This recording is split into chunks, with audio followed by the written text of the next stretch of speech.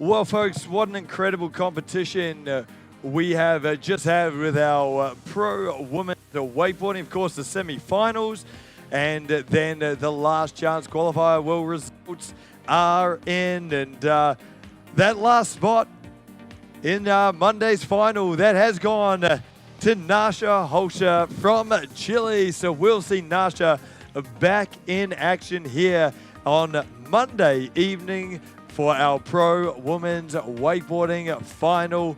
And then, of course, Charlie Russell and Kira Lewis, well, barely anything separating those last two scores. Incredible riding from all of our women here tonight. But, well, folks, we've put the G23 to bed, and, well, the ski nautique is back out, and that means it is men's jump prelim time. This is going to be an incredible competition. That's going to be coming up next, the high-flying men's jump competition. And we will see you here for the wakeboarding at 8 a.m. for the pro men's competition.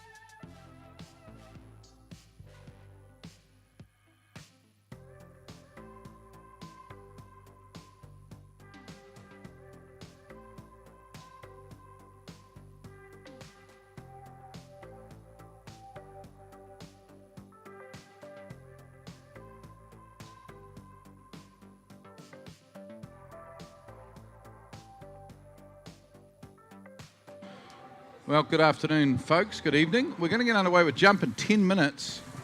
And with a lot of jump ropes have not been measured yet by Nigel. So if you're competing in this men's jump, you need to have your jump rope measured, please. So make sure you get down the front there by the start dock and see Nigel and have your jump rope measured.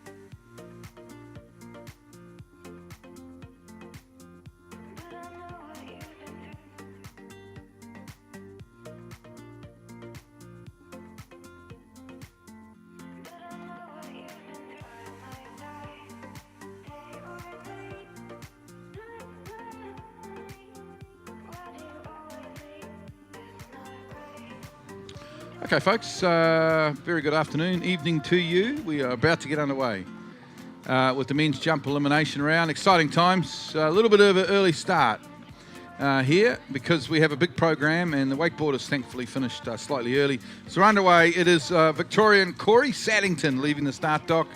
Absolute superstar of Victorian water skiing, and really looking forward to this men's jump elimination round. We have a total of 16 competitors, the 16 of the world's best jumpers in this elimination round. And we're about to get underway, folks. First up, Corey Saddington. He'll be followed by Joel O'Toole, Scott Reeves, Ben Cosgriff, Cullen Ashcroft. So 5 Aussies to start. Then a Kiwi, Alex King. Paul de Plon-Freiberg from France early on because he hasn't quite got the scores. He was injured most of last year, but of course, last year's night jump winner. Archie Davis, the Aussie golden boy, of course. Eduardo Morenzi from Italy. Tobias Georges of Argentina. Igor Morozov representing the IWWF. Jack Critchley, the Brit. Louis de Plon-Freiberg, the world overall champion. Luca Rockenthal, number 4 ranked jumper in the world. Taylor Garcia. And then, of course, the legend Joel Poland. So that's our jump field coming up. We're underway. I've got Rob Wing in commentary with me. Super exciting. A little bit of a earlier start than we thought, but we're certainly ready to go. Conditions look good. Corey Saddington's up. He's got a best jump around that 53-metre mark, and he's going to need all of that if he's going to make his way into that men's jump final. Yeah, Glenn, well, I think it's fantastic that we're getting underway a little bit earlier. No filling in for time, no having to open the river for any boats to go through. And Corey Saddington, our skier on the water, opening a jump of the men's elimination for jump, and what a good way to open the account. A good-looking jump there for Corey Saddington. Because open men's preliminary round, we have 16 jumpers in all, and we will take 8 through to the final, I believe. I'm very, very certain of that, Glenn, but we'll just leave that at that. Let's figure it out later that it's not correct, but I'm sure it is. Absolute ripper of an opening jump there from Corey Saddington. He's going to be happy with that. Tidy, 54.6. That may well be a PB for Corey. We've got to be pretty happy with that. And may I say, Glenn, it sets the scene for what could be, well, we knew it was going to be an exciting event, but for an absolutely super exciting event. So that again, but just I'm running my eye over them myself, and wow, a super duper big quality or high quality field, and 54.6. What a way to open this event for Corey Saddington from Australia. But if you're on the bank and you're just enjoying the sunshine and you're not part of the water ski fraternity, all our jumpers have 3 jumps in all. Until we get to Alex King, they're going to jump off a 1.65 metre height, 5'6" in the old language. Then we're going to wind it up, which all these skiers do have the option, wind it up for the remainder of the field to 1.8 metres high or 6 feet. Each jumper has 3 approaches in all. I'm going to assume that they would all be quoting maximum or calling maximum boat speed, which is 57 kilometres per hour. Of course, you see the skiers swing out to the side of the boat, turn back to create that, if I could use this term, the whipping effect into the ramp to maximise their speed. Then after that, you need to get as much lift as you can from the ramp. Add those 2 again, and the answer to that equation is hopefully big distance. No points for form, but Corey Saddington coming back for jump number 2. Here he comes, jump number 2. Corey Saddington, the Victorian from Bendigo. Oh, back on his lift on that one. Won't be as far. It's first 54.6, right up there with his personal best. Second won't be as far. Great to see a big crowd in here for Saturday afternoon. Really is. It's building nicely. Beautiful day here in Melbourne. Warm day, but not too hot. Beautiful conditions, blue sky day, not too much wind. And we're in the festival course, enjoying ourselves here. 44.3, we're going to work our way through this men's jump. It's going to take a couple of hours. Then we have a quick ski show. Then we come back with night jump. So it's all ski show and jumping for the rest of the evening. Fireworks, of course, at 9 p.m. So plenty of action here in the big city, Rob Wing. Yeah, absolutely. A program not to be missed. So as you mentioned, Glenn, a full field of 16, a couple of hours of jump, and then, of course, our ski show scheduled for, well, it was scheduled for 7:40, I think, but that schedule might have changed. It might be brought a little forward. It might be extended the length of time, but just approximately or after us, we have ski show followed by night jump, and then more ski show to round out the night. That'll take us through to around about 10 o'clock tonight. Of on-water activities right here at MOOMBA headquarters. Saddington's open really strong with a 54.6, 44.3 on a slip out on jump twos. They're going to forget about that distance. No idea what it would take to make the top 8. I'm thinking it's going to be possibly be 60 metres or very close to it to make MOOMBA Monday jump final. So Corey hasn't done enough yet, but he's actually jumped very well on his first jump.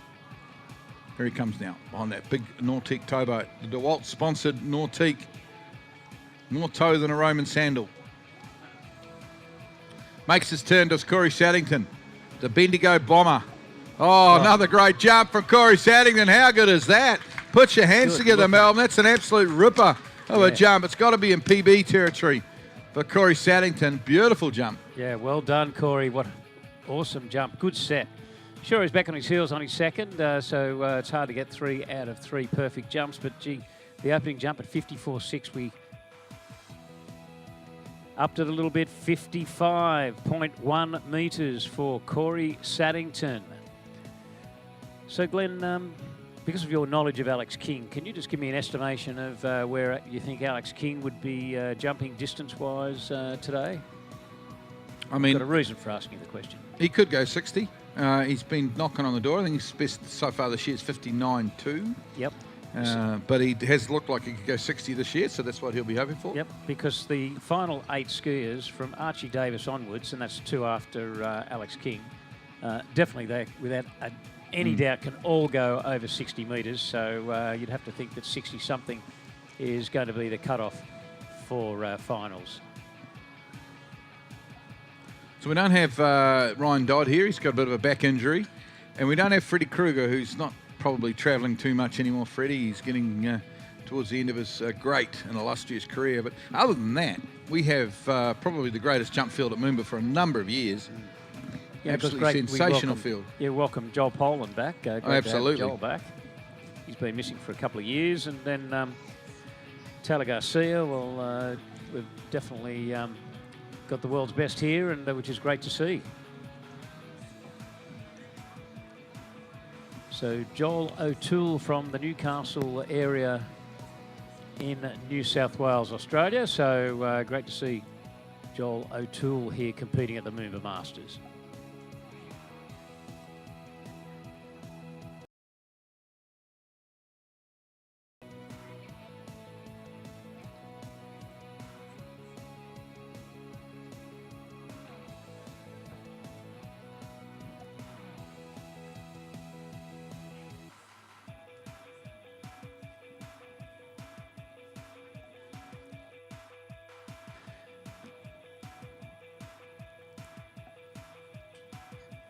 All right, here comes Joel O'Toole coming onto course from the city end. Pulls out wide on the DeWalt Nautique Tournament towboat. Eyes off that ramp, turns. He wants to get a good start. Pushes in, good-looking conditions. Well, look, I think he missed his kick just a little bit, but good opener just to feel things out on the Yarra here this afternoon, Joel O'Toole. A good, safe start, plenty of power into the base, but I just think he didn't quite get the lift, Glenn, that he would have liked to get on that opening jump. Kind of a conservative start. He was a little bit early, and then he didn't get his lift either. So, 49.4? So solid jump. Definitely some more metres out there though for Joel O'Toole.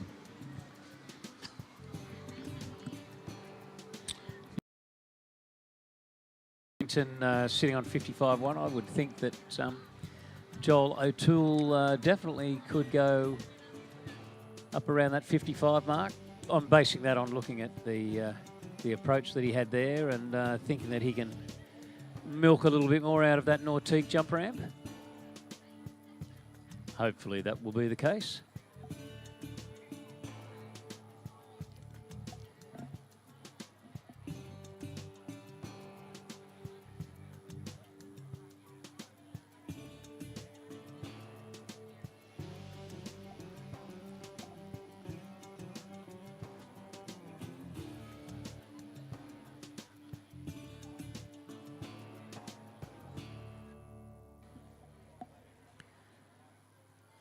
Following Joel will be Scott Reeves from Australia. Just seeing Scott warming up on the dock there. But in the meantime, we wait for Joel O'Toole to come back from the city end.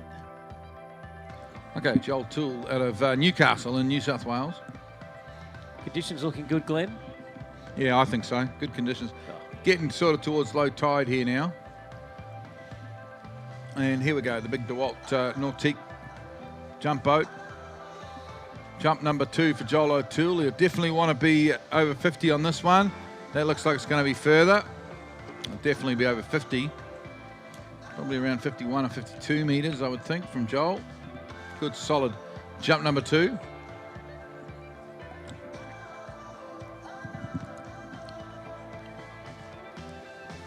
Bit of a shout out to my old mate Shane Hill, who's watching down there at Lakewood, Ashburton, the home of the New Zealand Nationals this year. So Shane's enjoying the coverage.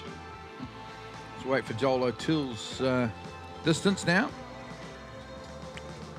53.5, 53.5. It's a decent jump from Joel O'Toole. He's certainly come on a bit since I last saw him jump, Rob.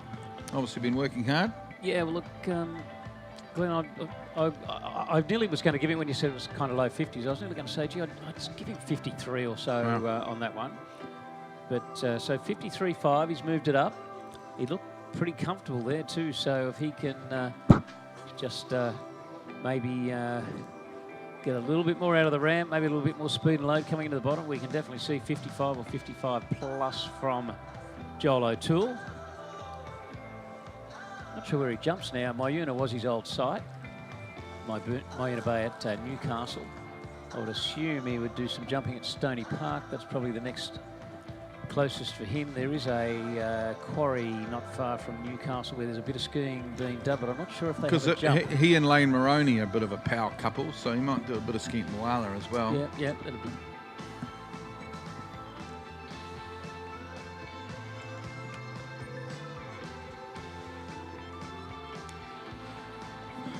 Well, folks, if you're just arriving, get yourself if you can find a blade of grass to sit on, sit yourself down and get ready for some exciting men's jump elimination round.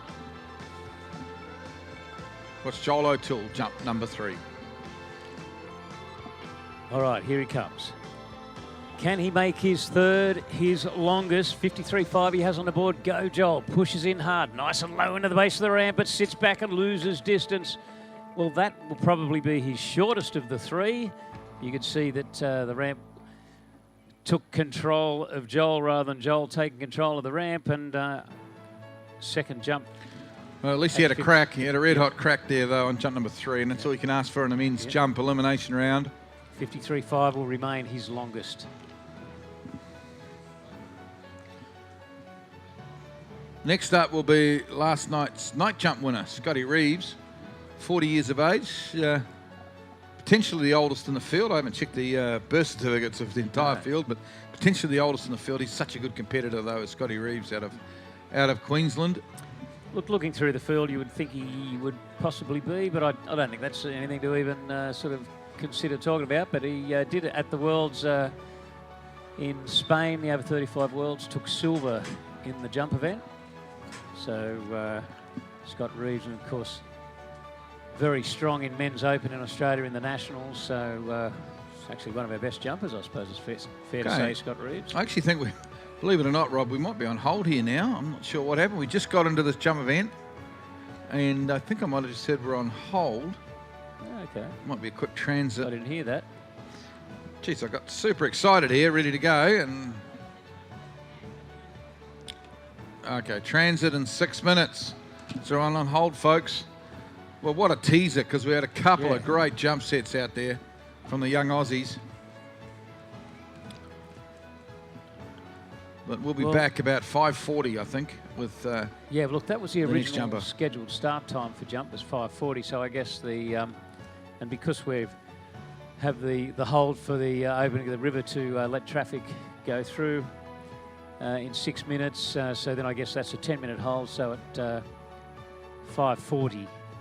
We will be back on the water with the tournament with none other than Scott Reeves from Queensland.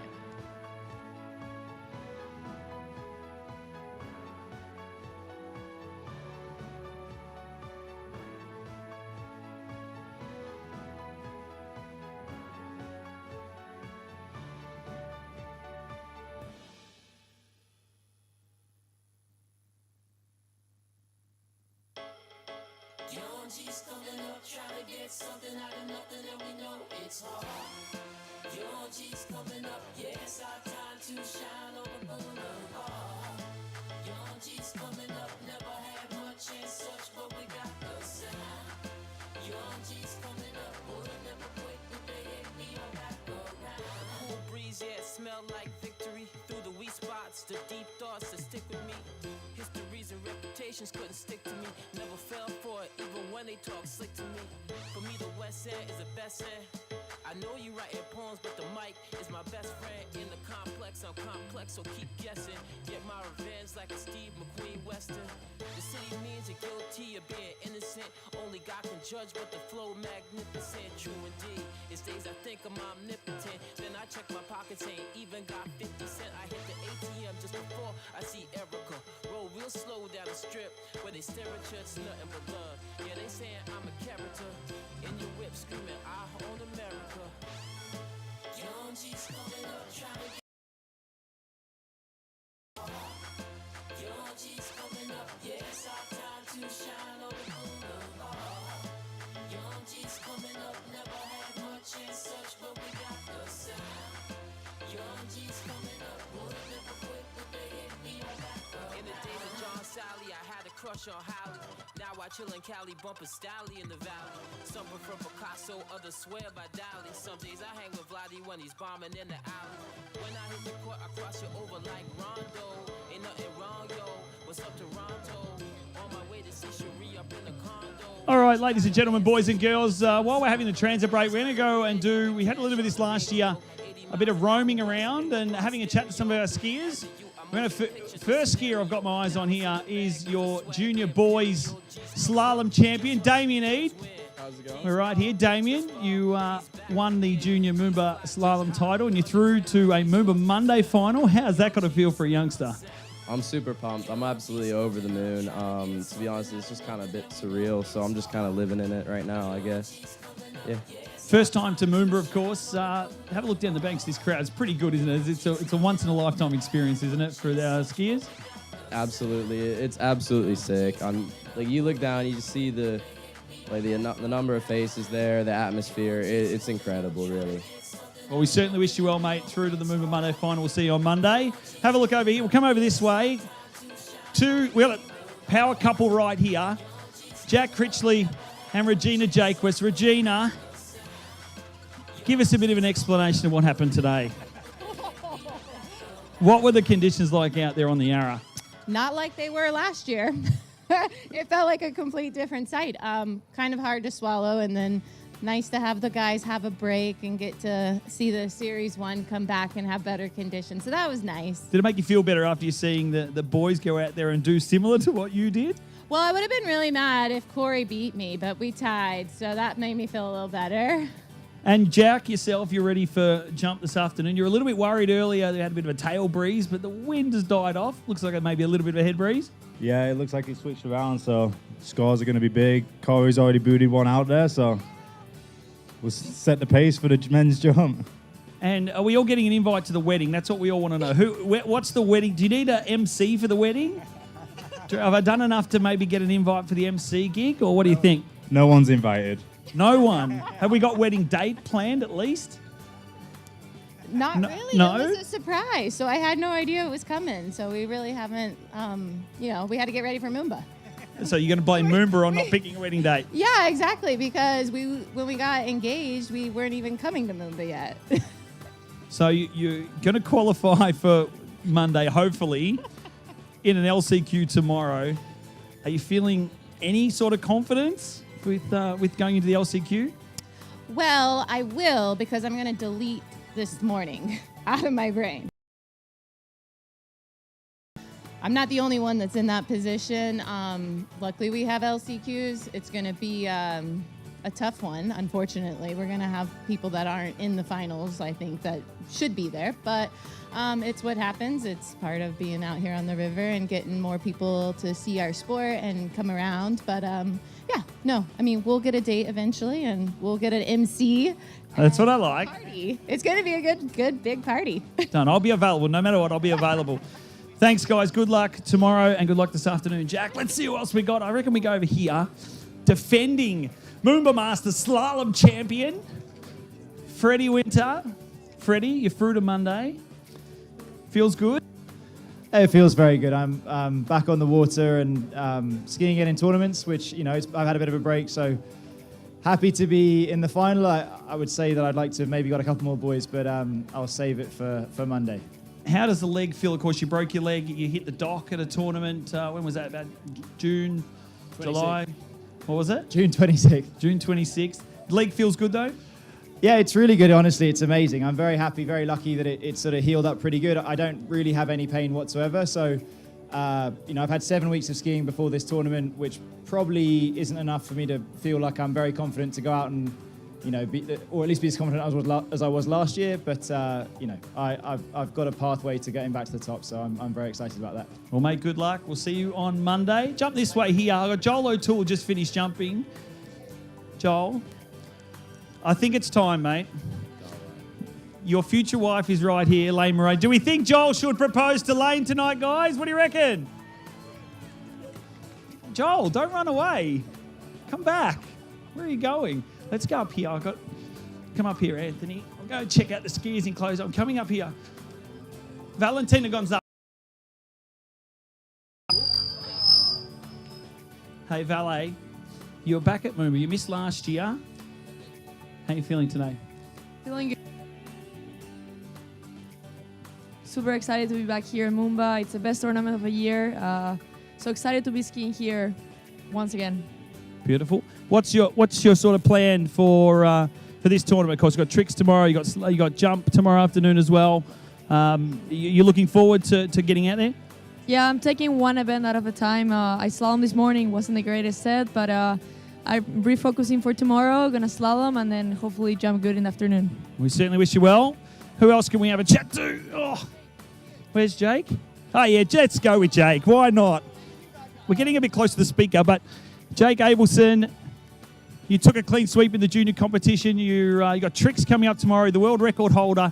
How much pressure does that put on you with the event coming up? Well, I'm super happy with how I skied in juniors, and I mean, as far as pressure goes, I'm just trying to go out there and have some fun. I mean, I'm trying to keep it light, be happy, and enjoy my time out there on the water because the hours are just such a big crowd. The crowds will build over tomorrow and, of course, Monday. It's pretty good, isn't it? Well, skiing in front of a crowd is always awesome, and it's super cool to be able to, for skiing to be displayed on such a large level to so many people.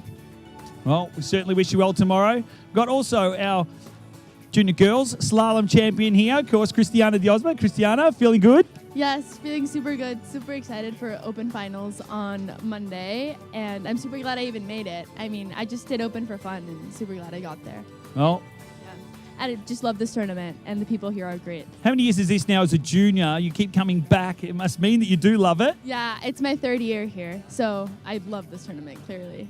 Oh, there you go. What we might do is we might jump around the other side. I'm not going to talk to Lexi Abelson because she's really mean and she keeps throwing nuts at people. Jump up here. Actually, you know what? We'll talk to this bloke here because he's about to take to the jump event. Got Archie Davis. Archie, you're through to the LCQ. Oh, you're through to the final, aren't you? No, LCQ. Yes, sorry, LCQ. Yeah. It was pretty tough out that day, wasn't it, in slalom? Yeah, it was wild. Where I ski is actually pretty rolly, so I was feeling a little more confident when I went out there, and then came around buoy 1, and I thought, oh no, this is a bit harder than we thought. So You've been training down Latrobe. You've got a bit of practicing. We got to ski a little bit together. How you got to thank those guys down there for getting you prepped up for you this year? yeah, it's great there. I love it there. Ron and Ray down there at the club, and we had 2 weeks there. Feel pretty ready, so it's nice to go there. It's 2 hours away from Melbourne, so The ramp looked good too, didn't it? It was good, wasn't it? perfectly waxed by Jared. Yeah, perfectly cleaned and waxed by myself just for Archie. So that's what I do. That's the kind of things I do for you, Archie. Jump up here quickly. We'll have a chat to Brian Sullivan. Brian's here from Nautique. Come on, Brian. Have a look at this beard, folks. He's been growing this for 3 years. Brian, from a Nautique perspective, it's great to see the boats running perfectly. And 100 years of Nautique. It's got to feel pretty good to be a part of such a wonderful company. It sure is, Jared. I'm sorry, my voice is a little shot from today. We had an international dealer meeting over here today, but yeah, we're in our centennial year, celebrating it. We love being a MOOMBA I think this is my 20th MOOMBA, 19th or 20th this year. I absolutely love it. The crowds are great. All the athletes from around the world being here to celebrate the sports we all love. So it's been fantastic. It always is. And big thank you from all of us here on the Banks of the Yarra for putting on the boats to just run flawlessly. We may even talk tomorrow about some of the changes and some of the things that are going to be included in the new 100 the Nautiques. We'll talk about that tomorrow. But what do you want to say to this big crowd here, Brian? Oh, I thank you all for being here.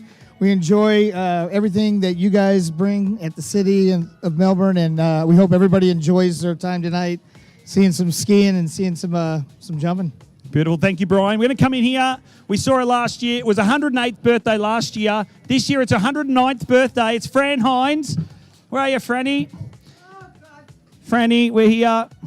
How you feeling? You've put on so much to get the tournament underway. You must be feeling pretty good that we're finally here. Yes, it's delightful, and the weather is gorgeous. And it's lovely to have them back again in Australia. And you're going to make your 110th birthday. Yes, my 110th birthday. I am only 25. I am going on for 26. 26. I'm only a couple of years out.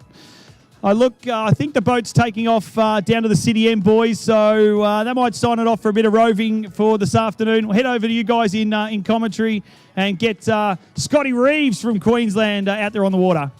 Yeah, thank you, Jared. Well, the DeWalt Ski Nautique Tournament towboat heading down to the city pretty soon. Coming back, doing a phantom to the dock and picking up none other than Scott Reeves from... happy that he's down here at the MOOMBA Masters. Can be going an event that he really loves, the jump event.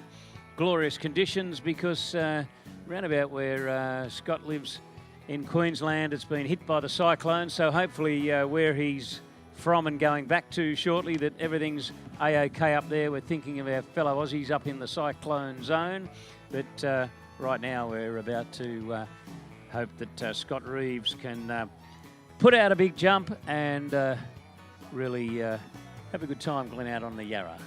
Absolutely, Rob. Geez, it's a hard act to follow one of those Jared Ferraro award-winning interview sessions. Oh, we don't even try to We don't follow even it try. as an act. We just... He's the captain of the commentary team. He really is magnificent. Yeah, I think we're doing a good job filling in between his starring role. But Some in-depth insights there into how everyone's feeling. Jared, and I'm sure we'll get more of him as the evening goes on. Saturday night here in Melbourne. Good crowd in. I'm sure once we get someone going over the jump ramp, the crowd will double in size. So we've had Corey Saddington jump really well, 55.1. And Joel O'Toole, not too bad, 53.5. The boat will come back soon. We'll do a simulation pass. It'll take Scotty Reeves, as you say, from Queensland. Heart and thoughts go out to our water ski family in Queensland, of course, been ravaged by Cyclone Alfred. I understand the wind damage is not too bad, but potentially a fair bit of flooding up there in that southeastern corner of Queensland. So yeah, and actually, Glenn, I think they didn't have as much rain as they thought they were going to have, but now they're concerned that over the next day or two they might be a bit of a concern about a possible deluge. So hopefully that comes out A-OK for the Queenslanders. Certainly no threat of rain here in Melbourne. Beautiful blue dome day. I haven't seen a cloud in the sky the last couple of days. As we watch the men's jump elimination round unfolding in front of us.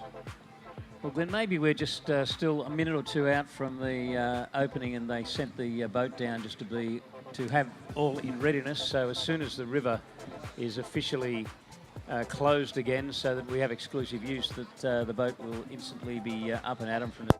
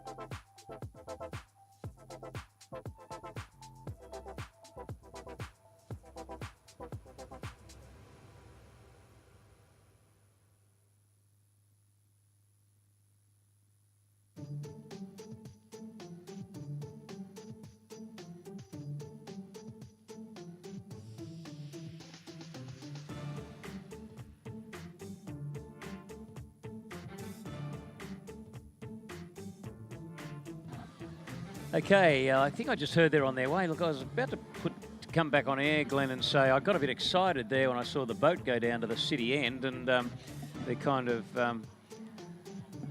lost somewhere, and thankfully coming back, and this will be the simulation pass.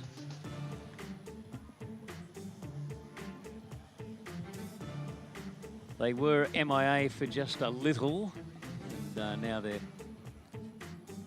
coming back, and very shortly we will be good to go.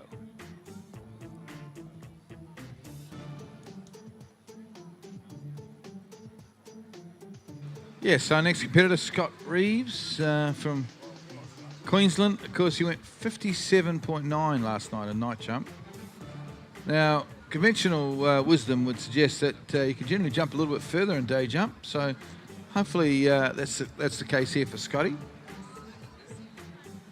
I mean, it isn't always the case. Look, can I ask you a technical question, Glenn? Is the night jump maximum speed the same as the day jump, 57? Yes. So the boat speed's the same. The ramp height's the same. So if, in fact, he's comfortable with jumping under lights, chances are, you know, he could go pretty much. All right, so Scotty Reeves heading off to the city end. Let's wish him all the best of luck and hope that he can put out a huge jump here this afternoon.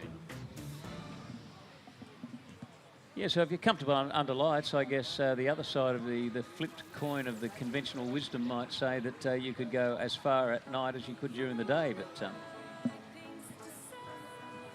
still I would be sort of thinking that you would really expect that you could go a little bit further during the day. You've certainly got your peripheral, the side of your total peripheral vision with the daylight rather than just under the spotlights. Anyway, time will tell. We'll know in just a few minutes as Scott Reeves comes back for jump number 1. Beautiful shots there of the city skyline here in Melbourne. Really is the greatest backdrop to world jumping, of course. Many a great shot has been taken of a jumper in the air with that Melbourne city skyscrapers behind them. Conditions are good. Rob's already said that, but conditions are good if there's any breezes ahead. When the river is quite low at the moment, low tide, so it's not too rolly. So everything's set in readiness now for a magnificent round of men's jump elimination. We have 15 in the field, and only 8 will make it through to the final. Scott Reeves is on his way. Here comes the boat. He's going to get as late as he possibly can. Make his turn for the jump rope. Here's Scott Reeves now into the GM Marine jump ramp. Oh, lovely lift and a good jump. Nice opening jump there from Scotty Reeves. Biggest jump of the afternoon, I'd say, Rob.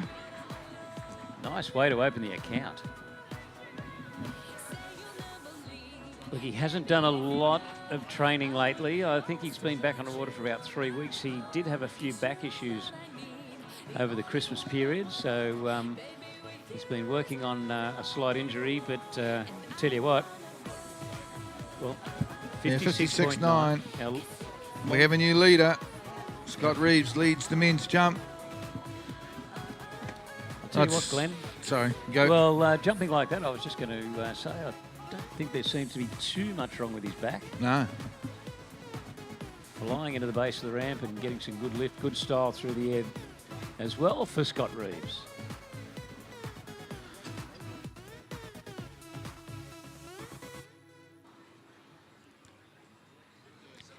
Yeah, well, I'm sure he can get another couple of metres now. Possible cut, I think, will be around 60 metres for the final. It's possible it could be 59 though. It might not quite be 60. So if Scott can get up another couple of metres, get himself around 59 metres, then he's got a shot at that final. Yep. Did he jump 56.9, did you say last night? Or 57.9. 57.9. Yeah. Well, he's got a little bit left in the tank. There's only jump number 1, of course, so yeah, he's got a couple more jumps to try and improve. Had plenty of speed, but he didn't really get his big kick that he had last night. Yep. Hopefully physically he's okay, because it's quite taxing, the jump event. So after having 3 jumps last night in night jump, and so backing it up in under 24 hours for another set. Stands up to the rigours of these 3 jumps as he pulls out nice and wide, heavily on that left ski, getting himself as wide as he can. He's pretty much equal with that ski nautique. Now he turns and he accelerates and he pushes into the base of the ramp to Scotty Reeves. Well, he got a mile of speed. Look, he still could even get more lift, but anything he gets out of that jump is probably 80% speed and power. Well, he is a powerful guy, but good-looking jump for Scott Reeves. If he kicks that jump, that's over 60, I believe. Do you think he's got all a little speed, bit 56.3, but he's missing out on 3 or 4 metres there from lift. Very much a line drive, so to speak. Yeah.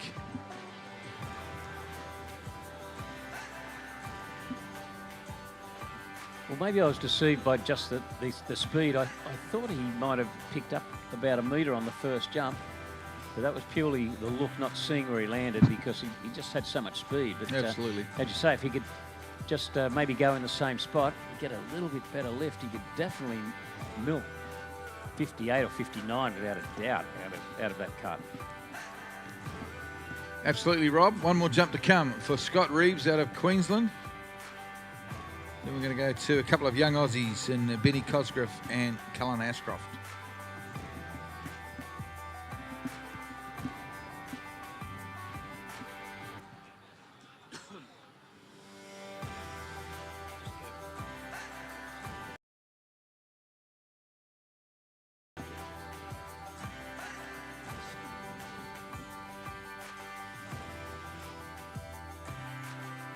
Okay, so Scott Reeves sitting on a 56.9 metre jump on his first is his best. That 56.3 could have been 60, I reckon, if he had kicked it. Couldn't get his legs, had a lot of speed. Gonna try and get his legs here on jump number 3. See if he can't get close to 60 metres. Give himself a shot of making it into MOOMBA Monday afternoon's jump final.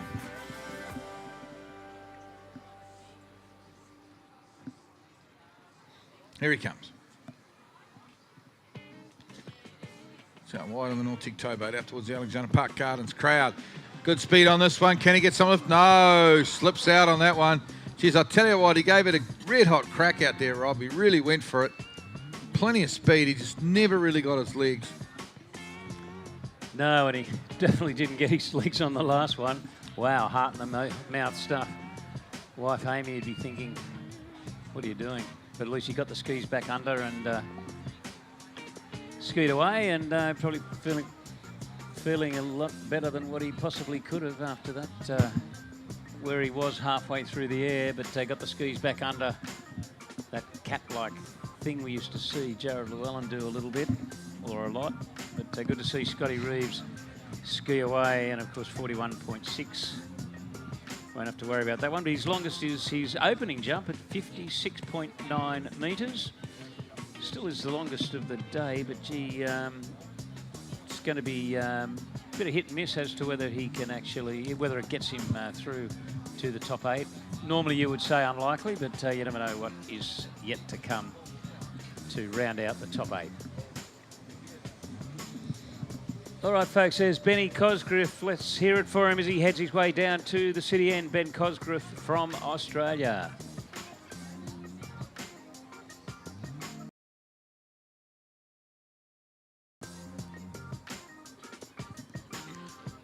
Yep, Benny Cosgrove. He's got a best around that 57 metre mark, if I remember rightly. So he's an outside chance of making the final. I do think you're going to have to go pretty close to 60 to make that jump final. Plenty of jumpers in this field, can definitely go over 60 still to come.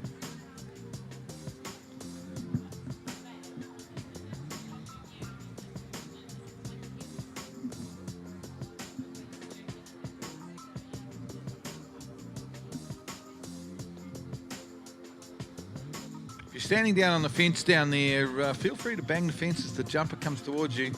Make some noise, it just gets the jumpers G'd up a little bit and makes them cut that little bit later, give it more speed. Become part of this event. In the crowd, you can G them up quite a bit, the competitors. Good to see this crowd building, and why wouldn't it? What a jumping field we've got. Arguably the greatest jump field of all time at MOOMBA. Here he comes now. Benny Cosgrove, jump number 1. Pushes out on the left ski, wants to get as wide as he can on that DeWalt Nautique, which he does, turns maybe a little earlier than when we saw Scotty Reese. Pushes hard on that left ski, and some good form. And good lift off the top of the ramp, but the way he landed there, I'm not sure how that really... He doesn't look too good here. How that happened. Hopefully it wasn't in some way awkward enough that he's actually done an injury to his leg or his knee on the landing. Sometimes when you eject, you can do a bit of a knee injury. He doesn't look to be in great shape. Comfortable and holding his leg. He, but through the air and just before he landed, he looked like everything was fine. But definitely, it's kind of like he collapsed on the landing, Glenn. So let's replay here. He was a little bit early on this jump. It was a tidy jump though. There's no reason why he would crash here. Came up, over, boom. It just, oh geez. Skis caught in the water, didn't they? Quite viciously. Yep. Well, look, Glenn, I don't want to. I'm not sure what to say because this is pretty unusual to see when he was coming down in such good form. But the way he just fell out and he's got a knee issue. Well, let's hope it's not an ACL or something as severe as that. But you know, one can only imagine. Well, if we were rugby commentators, league and union, we would have diagnosed it already, just from the look of the fall. But hopefully, it's nothing that serious. No, well, that's why I was kind of hesitant to say it, but I thought, well, you know, you just look so. It is a high-impact unusual. sport, though, folks. It's a dangerous sport. And look, he doesn't pretty look too good, uncomfortable. does he? Oh, that's devastation for Ben Cosgrove. It's really sad. He's a good young bloke, and he's been in good form. Tiny enough jump. If anything, I thought he was a little bit conservative, a little bit early. He kicked it. Yeah, look, everything was so under control. It was a great opening jump because he was probably going to build on the place of where he started his approach, build it over the next couple, look good through the air, but whether the one of the skis was at some type of an angle when he landed, and he's but the boat judge has said he has hurt his knee. And he looks like he's quite uncomfortable, so I doubt if he'd be continuing, and that's a real shame. And it's quite an unusual injury, really. Yeah, we actually, unfortunately, we had one in University Worlds in Auckland. Lara Butlin, one of Australia's best female skiers, unfortunately. Same thing, beautiful jump, nice, looked like a great jump, comes down for a landing and just comes out of the ski bindings quite quickly like that, just wrenches the knee, and it's unfortunate.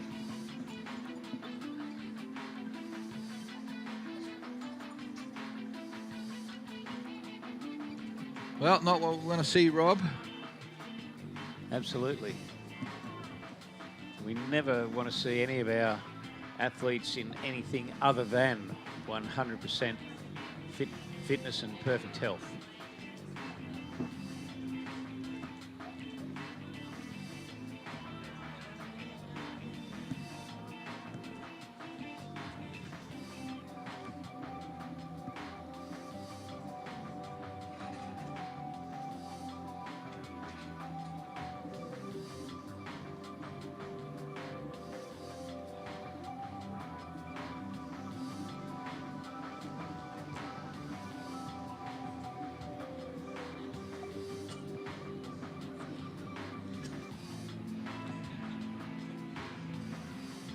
And of course, it's not a good sign, Glenn, that he's needing assistance to walk from the dock. So he very much looks like a really sad thing to see. Absolutely. That unfortunately, that'll probably be his season. Which is not what we want to see. We'll get him fully checked out. Yep. Well, let's hope it's not. I mean, on the other hand, if he somehow fell in a certain way and really like banged his knee on the ski and had absolutely, bad bruising, that sort of thing. That would be the best case scenario. Hopefully settles down in a day or two. Our analysis is far from being medical expert, but particularly in your case. But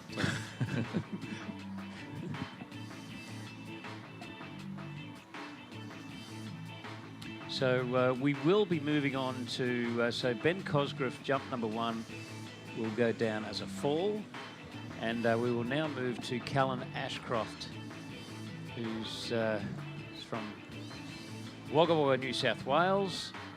Originally, lately been based quite a bit in Mulwala. Been skiing with a lot of the show guys down there, and just enjoying his skiing. I think doing some tournament training, doing some single ski. He actually skied in the ski show last night. Been doing some ski show. Does a bit of everything, doesn't he? Activity. Ski show worlds in a couple of I weeks. think he's going to be in it. Yep. Some single ski. Actually, he did a bit of a, well, I'll call it a demo, but we had a tournament at a site called Narandra in the Riverina, and in the second round of jump, he went out on his single jump ski and practiced doing back gainers with a switch landing, and that's a really talented trick. So Callan Ashcroft, and of course his dad Graham competed in the over 35 Worlds in Spain in September, so very solid water ski family, and we welcome Callan Ashcroft to the water, heading to the city end. They will briefly hold him and bring him back for his first of 3 jumps. Yep, Callan, the big show, Ashcroft, does a bit of everything, very flamboyant, does a bit of barefooting, does a bit of tournament skiing, does a bit of ski show. But he's also a 56, 57 metre jumper, Callan, so if he can get it all together. And if he doesn't, he's absolutely fine. He'll just get into the ski show later on tonight. He doesn't care.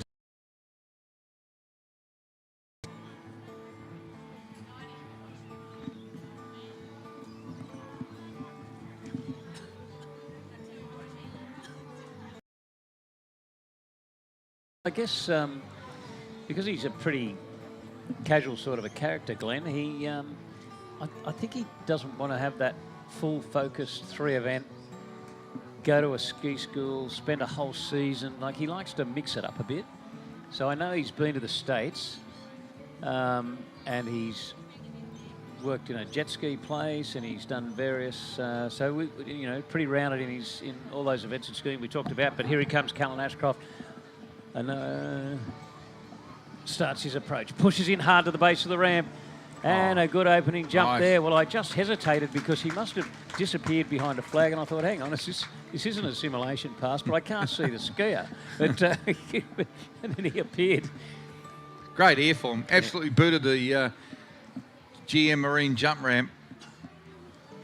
Which really augurs well that, okay, he can use that as his, well, it obviously is his opening jump, but puts a score on the board.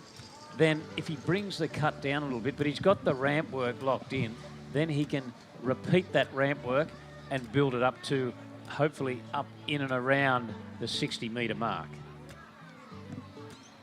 Yeah, lovely opening jump, very tidy. But if he wants to make the jump final, he's going to have to bring it into the course, as Rob just said. Have a bit of a crack at that jump ramp, and try and get close to 60 if he can.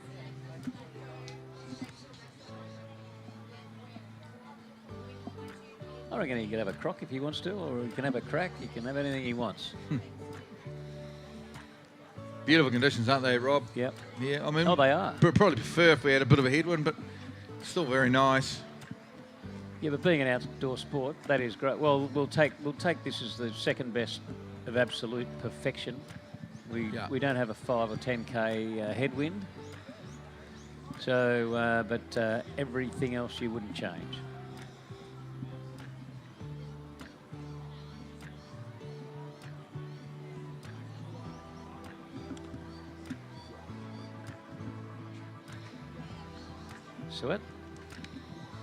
So at least at the moment, I mean, we're a long way from starting to see who's in and who's out of the top 8.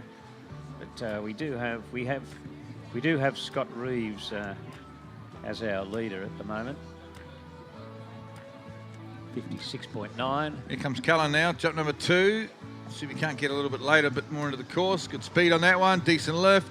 That's going to be further. Well done, Cullen. I think it's big further. Jump. Put your hands together, Melbourne. That's a ripper of a jump.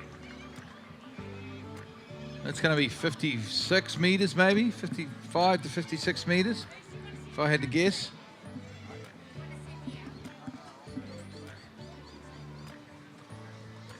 $56.3. Yeah. Jumping from Callan. Puts him in second spot. Yep.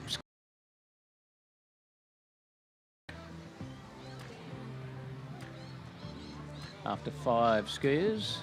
So Scotty Reeves.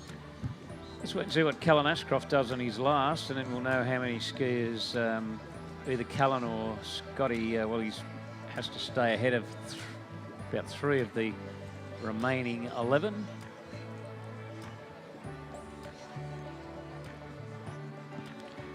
Yeah, I really think if it's not 60, it's going to be probably 59, I think, the score to get in to the final. I agree with you. As long as the conditions hold.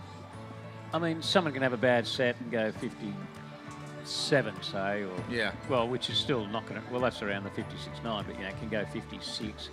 But in general, like I'm just expecting in the next skier or two that we all don't know go exactly, but if Juniors is anything to go by, the boat seems pretty strong. Juniors, a lot of a junior member over the last couple of days, so it's kind of suggests here the boat's fairly strong.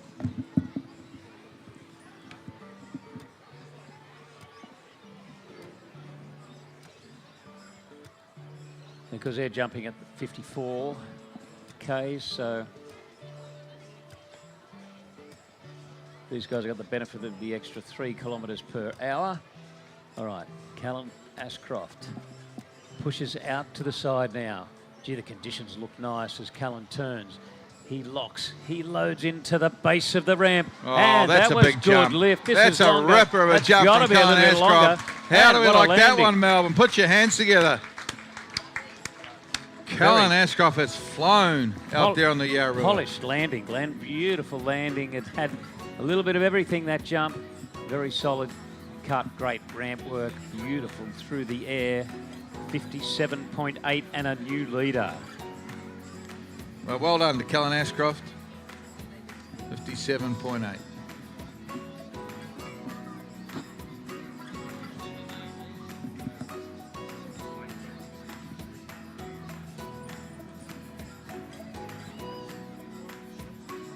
Well, we go to a Kiwi next, Alex King.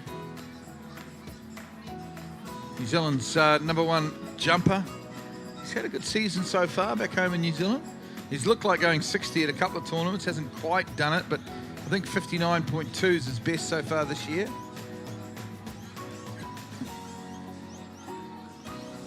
So he'll be hoping to get it all together here on the Yarra and make his way into that men's jump final on Monday afternoon. And in New Zealand, ring-a-ding-ding, Alex is king as he heads down to the city, and he will now have his turn at 3 runs over that Nautique jump ramp.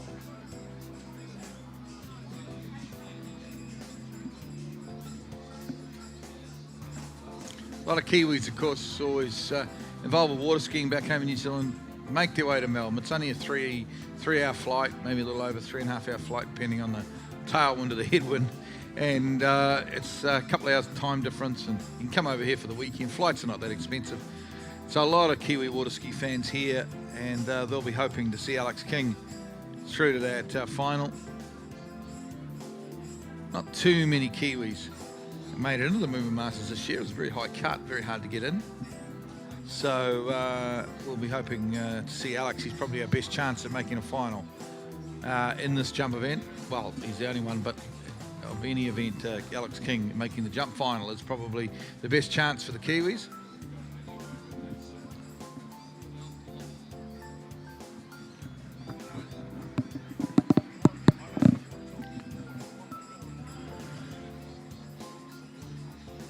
Righto, Alex, let's do this. See, he loves jumping at MOOMBA. The boats are strong.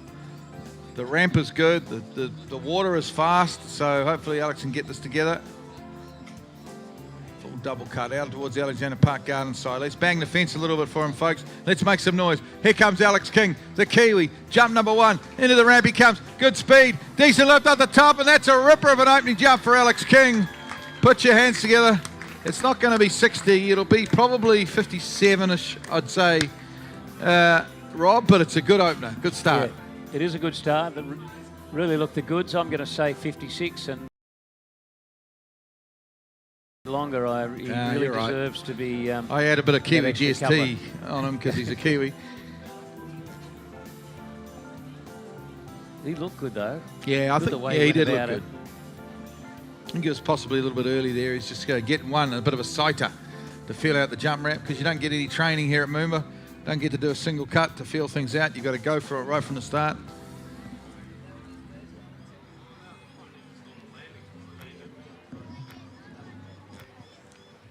Ooh, we have a re-ride.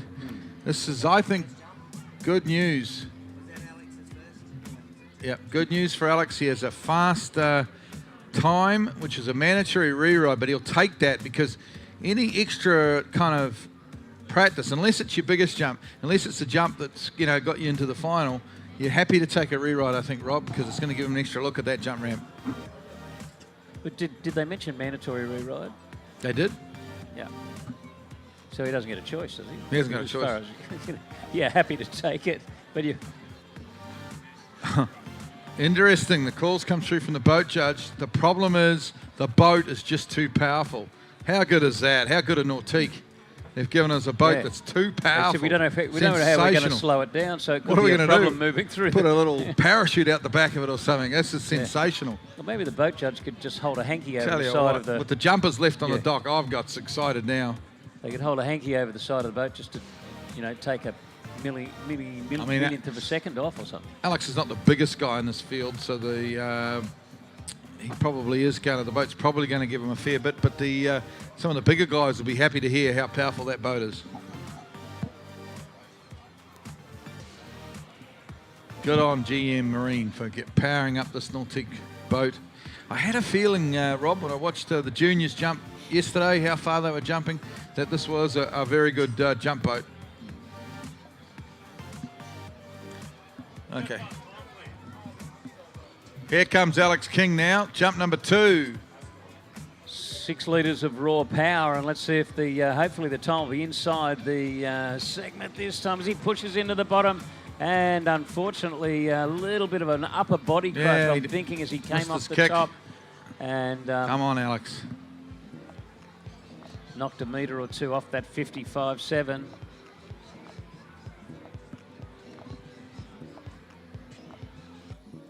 So they're calling the times through, and we wouldn't have a clue if they're slow or fast, but we'll soon find out.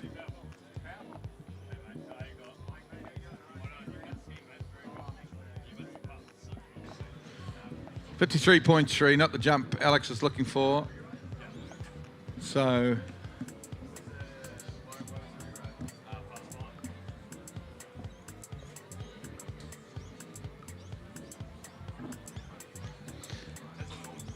unfortunately for Alex, he doesn't have the option, we believe, or I believe, to... I think it's only a re-ride if it's his furthest jump. Okay. Which he won't want it to be his furthest jump. He'll want to go further, obviously, because it's not going to be enough to get him through. Now I get it. Yeah, 55.7 from Alex King. So if he beats it, yeah. If he beats it, we don't have a re-ride. Yeah. If he doesn't beat it, he's going to get a re-ride, so...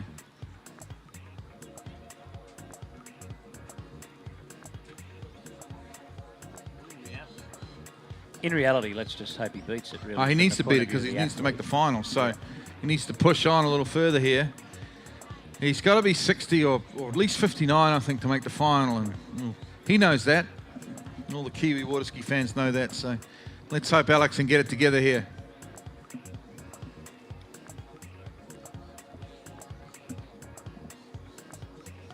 Needs to get himself in the course a little bit, and he needs to get better lift, because that last jump he just seemed to body crush it. Here we go, Alex King. Could be his last. Maybe he's got a re-roll, but wait and see how far this is. Looks like a good spot. Into the ramp he comes.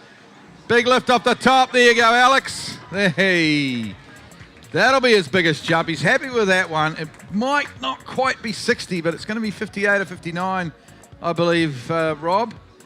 Yeah, well, I guess from the Alex King's point of view, he hopes it's at least above 57.8, but it's definitely, I'm prepared to say, it is his longest of the afternoon.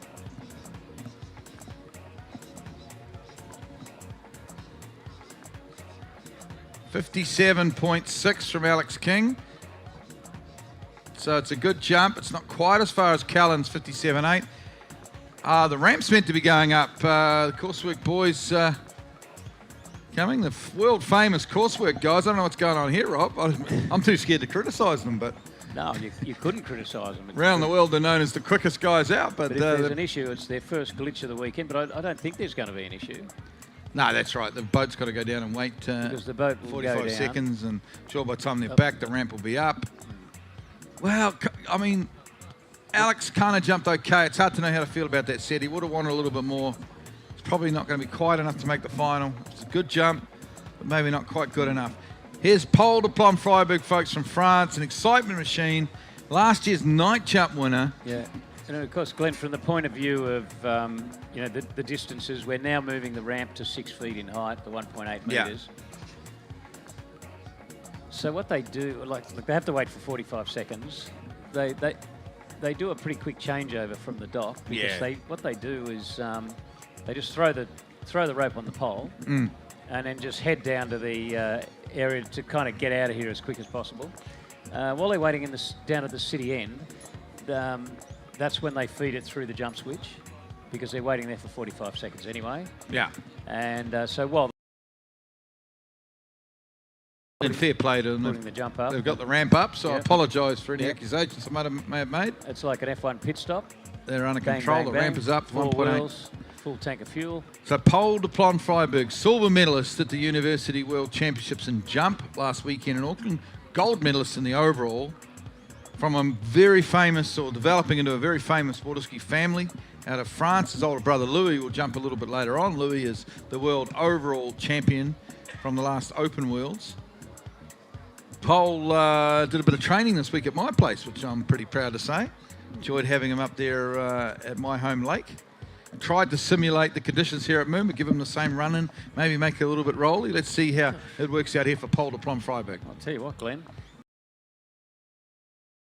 Tactics as Paul pushes out to the side. First guy we're going to see with a ramp height of 1.8. Turns, well, this is pretty late, I reckon. late. Pushes in, he's got a heap of speed. That's equal with probably around our longest jumps of the day, and just lost a little on the ramp. That was a 65-metre cut, though, I reckon, Rob. Jeez. Well, I think he started a metre or two later than most of our other guys that we've seen thus far, and 57.1 off a had some crush. speed. Yep. Well, he's got his coach Ramon here. Give him some advice. Geez, that's brave, though. But if he doesn't get the if he doesn't eclipse the guys that have gone earlier off the 1.65 ramp, I'd be pretty surprised. Oh, he seems to jump 62 metres, that kind of distance, relatively easy. If he gets some sort of lift, he'll go 62. He can jump 60, 66, 67 even. So he's got plenty left in the tank, Paul. That was a pretty aggressive, confident approach there, though, for his first jump.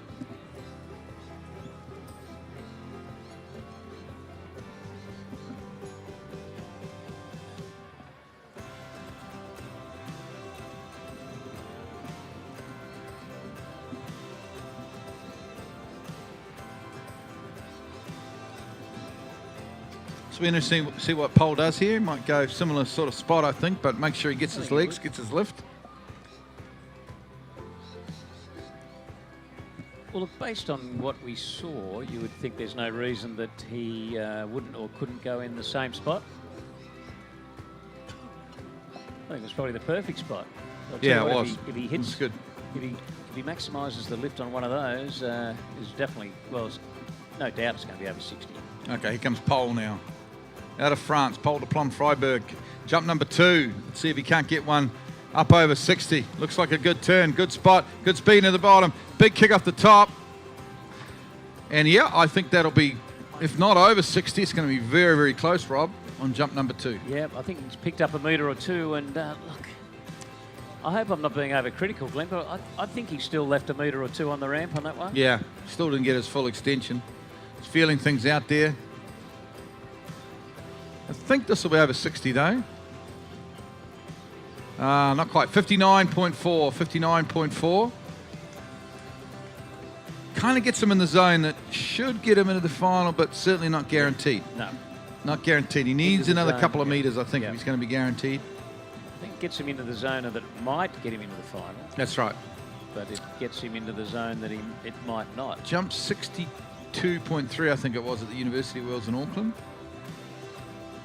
So you could say if you can jump 62.3 at the Iraqi Basin, what do you call it? The Tracky-Dacky Basin. Tracky-Dacky Basin, then he should be able to jump that here at MOOMBA, but... Does he jump, is the ramp, but University Games, they jump 6 foot or 5, 6? Oh, absolutely, 6 foot, yeah. Yep.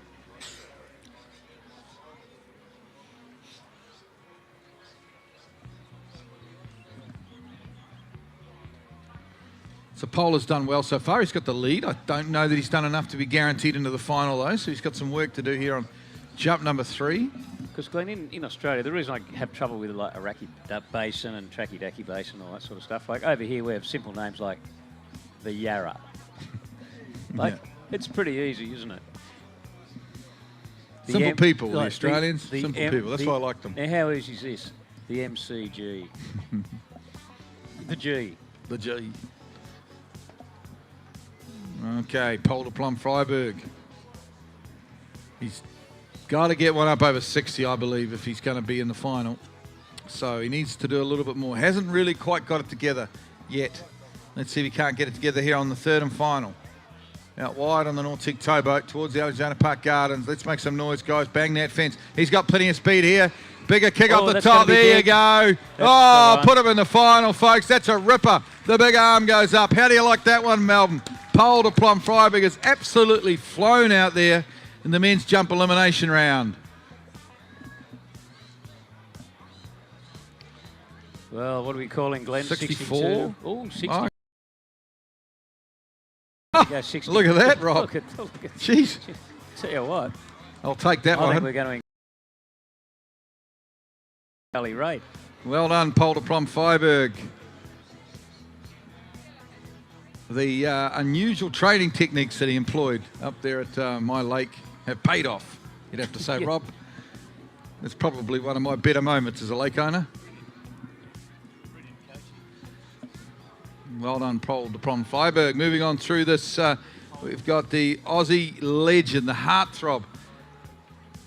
The one Aussie skier that every mother would love their daughter to marry, I'm sure, Archie Davis. He's got the smile. His smile would melt butter, would Archie Davis.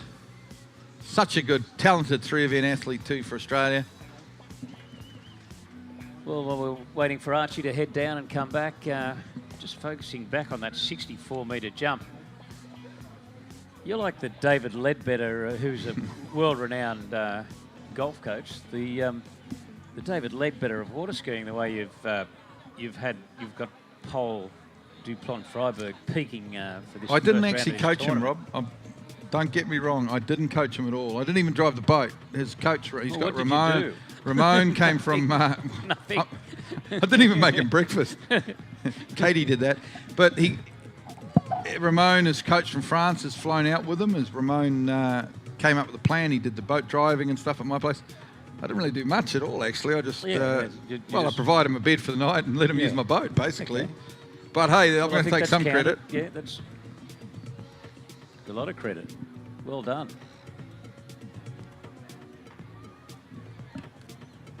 Now I know the secret. Just coming over to your place, use the facilities. You're always welcome, mate. You're always welcome. You know, I've got that. What did we do? Like Archie Davis, Australia. So once Archie has jumped, we're going to know the bubble for this event. So let's... He's definitely got a 62 or a 64 in him, has Archie, but let's wish him all the best now. Turns now. Come on, Archie Davis, Australia. Pushes in hard, and the noise of that boat, it really kicks into gear there, and Archie Davis lost a bit through the air, but that's going to be knocking on the door of 60, it surely. will be very close to 60. Geez, he went high. Yeah. Heaps of height. Just back. He wasn't fully extended over the skis. Didn't get a lot of rope pull through the air either.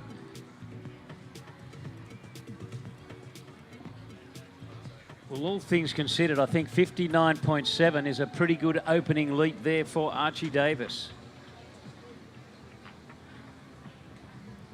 Laying a foundation of what could be just around the corner for Archie Davis. Of course, a pretty amazing slalom effort earlier today for Archie when he was absolutely gone around 1 and somehow got to 6.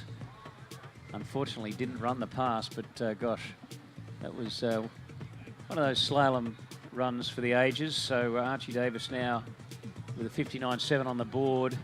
Let's see what he can put together on his next 2.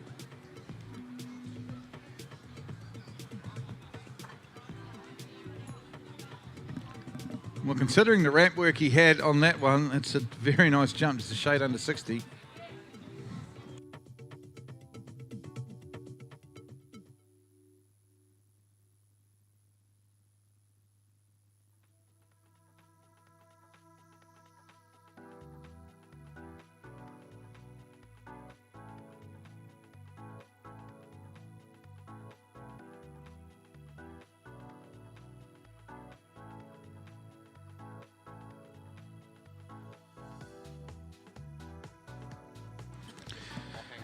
Okay, Archie Davis, jump number 2.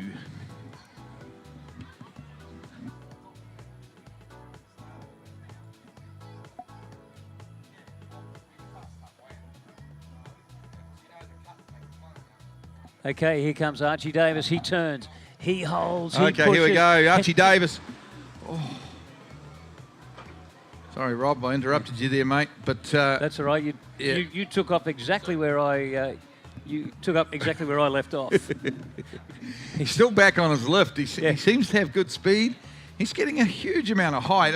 He's got, because he's a really good trick skier, I think he's got springs in his knees almost. And but he kind of banked. He kind of banked a bit. Like he definitely missing a lot on the ramp. Going 58.9 on. He kind of definitely a bit slippy on the ramp there. Oh, a little bit like Pole. Pole's first couple of jumps were he couldn't get it all together, and then he got it together on the 3rd. So hopefully he can do the same thing. You know, for the Australian, we all hope so. I'm sure the crowd does. He's the final Aussie of this afternoon's men's open jump preliminary round. We have 16 jumpers. 8 will go through to the finals on Monday afternoon.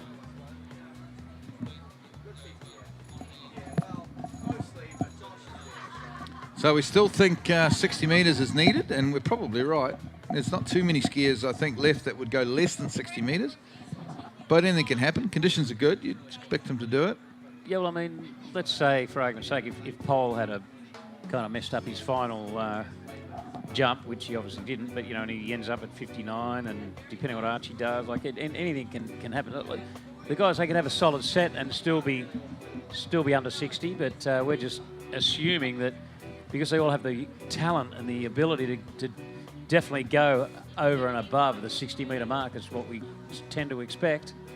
Because like any sporting event, strange things can happen. Well, last roll of the dice for Australia, and possibly in this MOOMBA Masters jump. Here we go, Archie Davis. Oh, he's got that one. That's a good one. That is a ripper. Well done, Archie Davis. That'll be over 60. Maybe not quite as far as Pole's 64, but It'll be 61 or 62, I think, Rob. Oh, I'd agree. Nothing like saving the best till last, Yep. Glenn, and having us hanging on the edge of our seats. Yes, I'm going with that 62-metre mark. As I say it, up Look at that. comes the distance. Jeez, we're good, Rob. 62.1. Well done, But Archie Davis. But we're kind of humble about it as well, which is, which is the beautiful thing. We now know what the cut will be. We're down to our final 8 jumpers. The cut is officially 64 metres from pole, but it probably won't hold quite that high. But I think we were right earlier on. We said you'd have to jump 60 metres to make the final. I think we're right on that one, Rob. Look, you'd think so at this stage. Gosh, I wish we had that highlighting pen, because probably after this, well, obviously after this next set, someone will potentially be out, or obviously on the bubble. What do you want to do? You want to jump in now? So, Rob, we're just going to have a quick change in commentary. You're going to stay here, Rob, because fans love you. And I'm going to step out. I'm going to get replaced by Curtis. So, quick change in commentary. Absolutely fantastic. Well, not absolutely fantastic, but thanks for your contribution, Glenn, and we welcome Curtis to the microphone and the commentary area. And Curtis, hope you've been enjoying your, well, you certainly made a great contribution over Junior Moomba and then running through into today's event. Hope you've been enjoying the Moomba Masters thus far. I know it's not your first one, but they just seem to get bigger and better every year. No, it's been a pleasure, and it's been fun to have the opportunity to wander around a little bit. Watched the first 8 or so men's jumpers from the bank just out in front of the GM Marine Tower. I think that's the prime viewing spot. You get to really sort of see the skiers cut. You almost see them cutting at the ramp from their angle. It's a good spot. It's terrifying, I got to tell you. Yeah, I was there yeah. for Paul Dupont Freiberg said, and he's got some nerves of steel, that young man. Oh, look, it's a great spot, and often, and I was watching a bit of slalom down from around the gates and Boy 1 when I wasn't in commentary earlier today, and just getting that different aspect on all of the events from down at the other end is great. So really, there's no bad viewing spot here at the Moomba Masters. It's such a great venue and such a great area to view water skiing, but yeah, it is good from watching from where you say. But okay, we have Eduardo Marenzo, jump number 1, the Italian. What can he put together on his opening? Well, he's decided to pass. Wasn't really happy with that approach, and we might not have gone through it yet, Curtis. But what it means to pass, what it means to fall, and the jumpers getting 3 jumps each this afternoon. Yeah, of course, like you said, Rob, each skier gets 3 attempts out there on the water, and the longest of their 3 jumps is what counts. And that gives them the freedom. If they're coming into the ramp, their timing's not right. Of course, it's very hard when you're sort of cutting across at that sort of speed, that sort of angle. That jump ramp narrows down your sort of pathway onto it. So if they feel like they're going to miss the ramp, potentially plow into that steep white side of the ramp with the sponsors' logos on it, they're going to let go ski around it. So Edo take.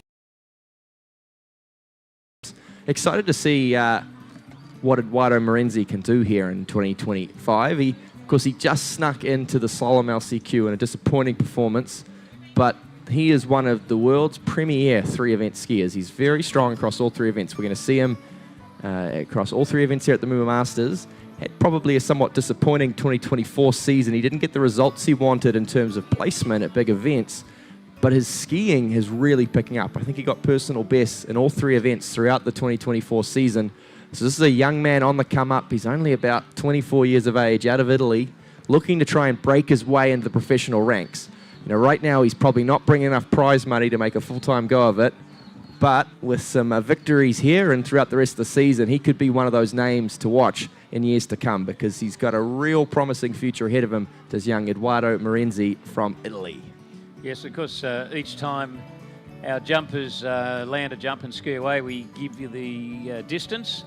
If you've never seen ski jumping before, there's no points for form. It's purely how far you can go. So Eduardo Marenzi coming in now from the city end. Pretty soon we're going to have a cut line. Who's going to miss out? And he gets to the GM Marine Tower.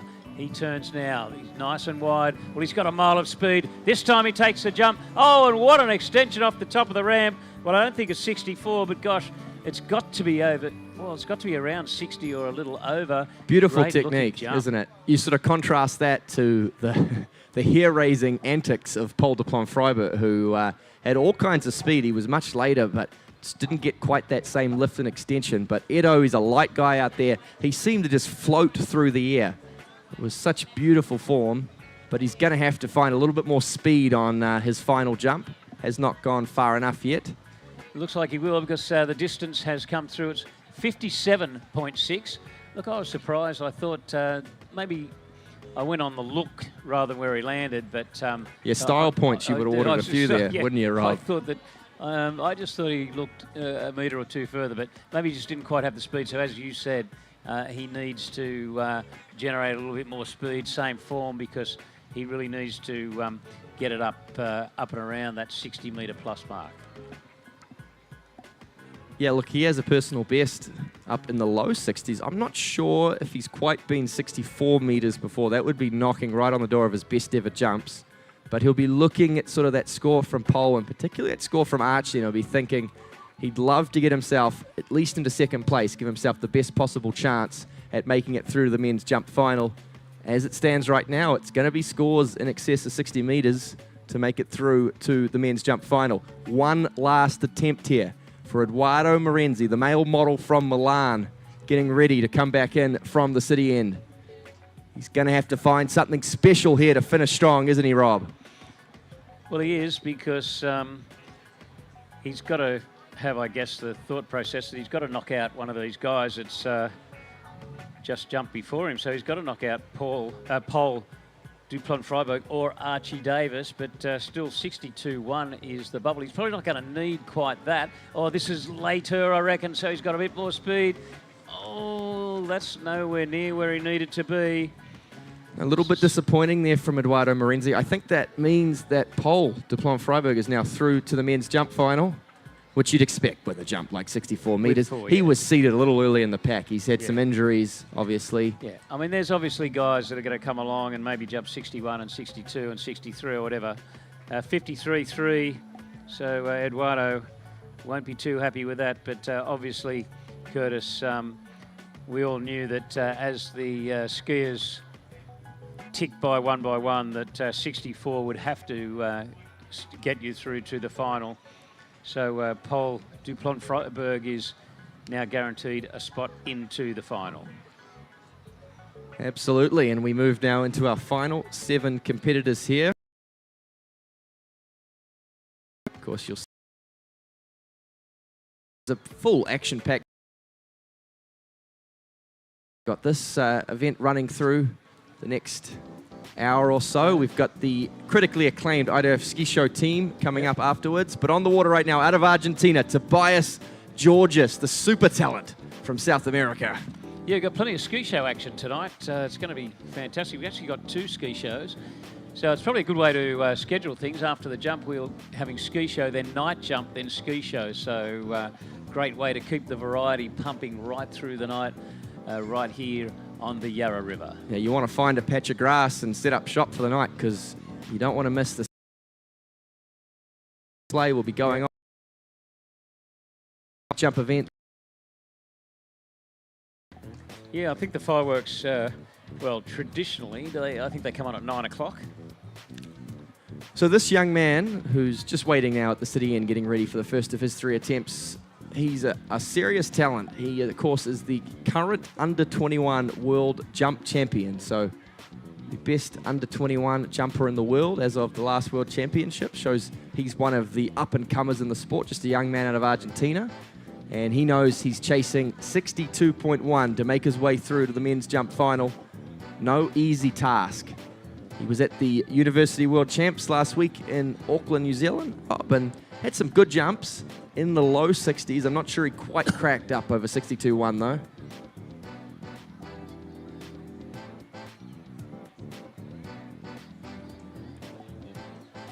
So Tobias from the city end, you see the roar of the DeWalt Guaranteed Tough Towboat as he cuts back and forth, looking to generate as much speed as possible into the base of this ramp.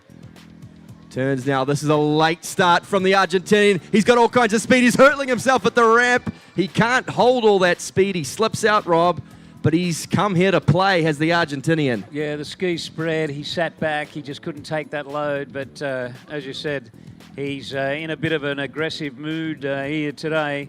He's really wants to put it all out there and would dearly love a place in the final. Well, he really strained on that 23.5 metre, 75 feet of tow line as he went through the wakes into the base of the ramp, and the G-forces, the power, he just couldn't cope.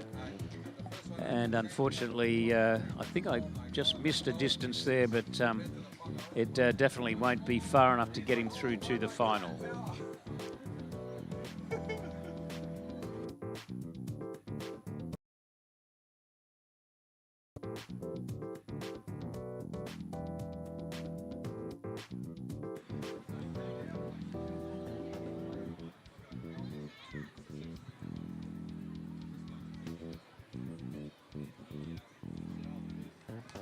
So not quite there. No, well, because I missed, I thought I missed hearing a distance, but it hasn't come up on Splash Eye, and maybe I didn't hear the distance through. Well, it is here on our live scoring, though. I know Okay, that's there we a go. pretty small text for you to read, Rob. But No, I've got it there. I'm good. 53.7, 176 feet. How'd I go?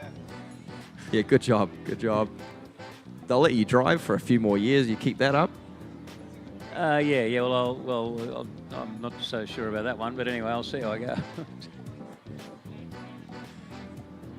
Yeah, actually a little bit similar to the first jump from pole to Plum Freiburg. Probably a little too late, couldn't quite handle all the speed. So he's going to make some adjustments here, try to get his timing right so we can get that beautiful airfoam, the sort of aerodynamic position we want to see the jumpers achieve off the top of the ramp. As Tobias turns, sets himself here for his second attempt. He's got a good deal of speed, better lift, floats down the lake. It's going to be high 50s. Not enough, though, to make the jump final. No, better lift, but he's still lost a bit, I reckon. Yeah, he did certainly rock back a little through the top of the ramp. He did manage eventually to get up over the tips of his skis.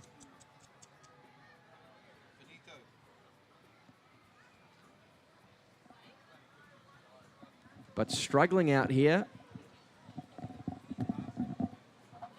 57.6 puts him in a tie with Eduardo Morenzi. Obviously behind Paul Duplon Freiberg and Archie Davis.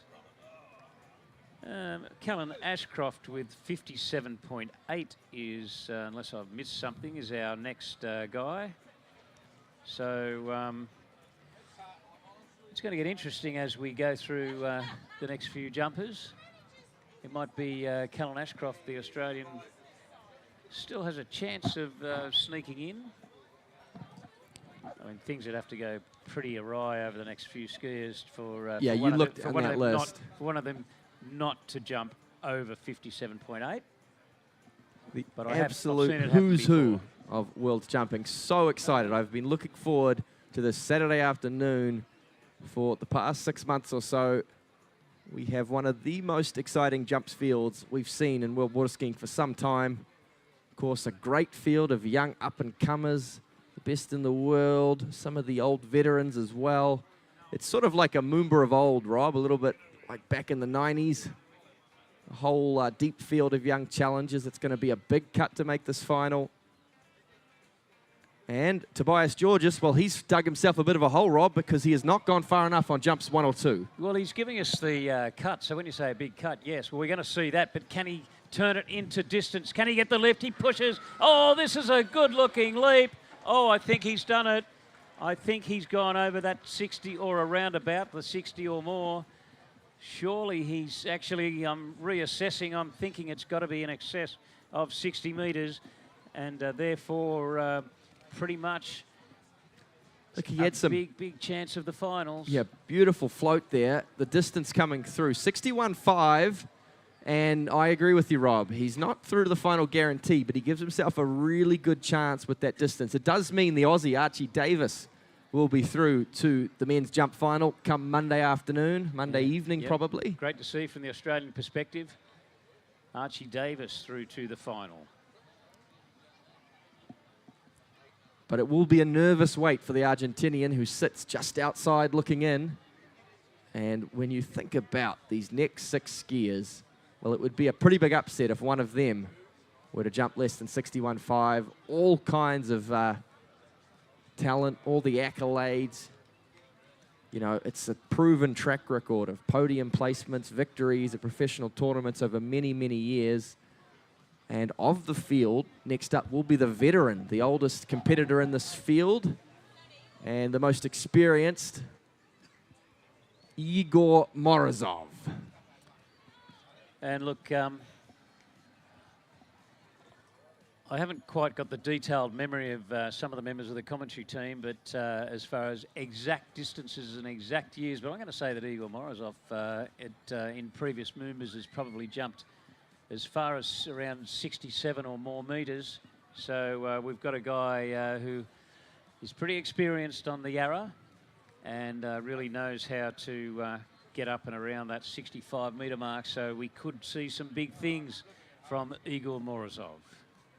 Yeah, he's been around the professional circuit for probably close to 2 decades at this point, has Igor. And he's a regular, he's a fixture, almost immovable off podiums throughout much of his career. And, you know, you can't write off that experience.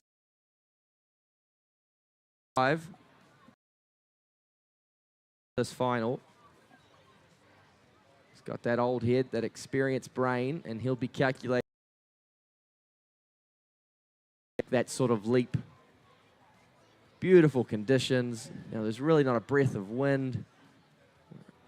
Not much current to speak of right now. We've got that super strong DeWalt Guaranteed Tough towboat. Some of the feedback from the skiers already is it's the strongest boat they've jumped behind in a long time. And it must be that GM Marine engine in there, Rob. Must be. And then, of course, the base of the ramp, when the guys are coming into the base of the ramp, the conditions are pretty smooth. So they can edge in so hard on that right ski. Here comes Igor Morozov.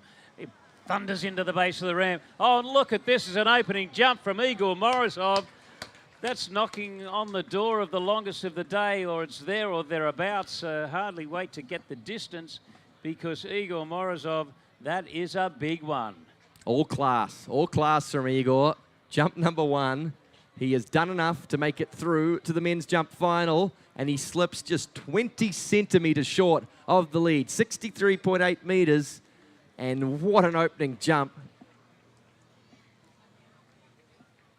Shows you the value of experience. He's been coming here to MOOMBA, to Melbourne for many, many years. He's had countless sets out on the Yarra River at this point. And even though it's been 12 months since he was last here, he comes out first time on the river and absolutely spanks off a 63.8 metre jump.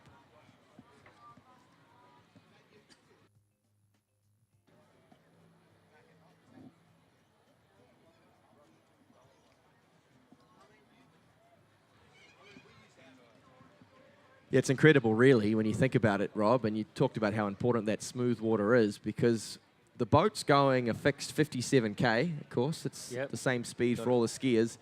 But the skiers, because they cut back and forth, they generate that pendulum effect. They're traveling over more space than the boaters. They will more than double the boat speed. They're certainly looking to get to speeds in excess of 100 kilometers an hour. And at their maximum speed, when they're up over 100, that's when they hit that steep red ramp. You imagine that, you just put your head out the car window at 100 Ks going down the motorway and think how fast that feels. Imagine being on a pair of little sticks and hurtling yourself into a very steep fiberglass ramp. It is one of the most exciting, adrenaline-packed spectacles you'll ever see.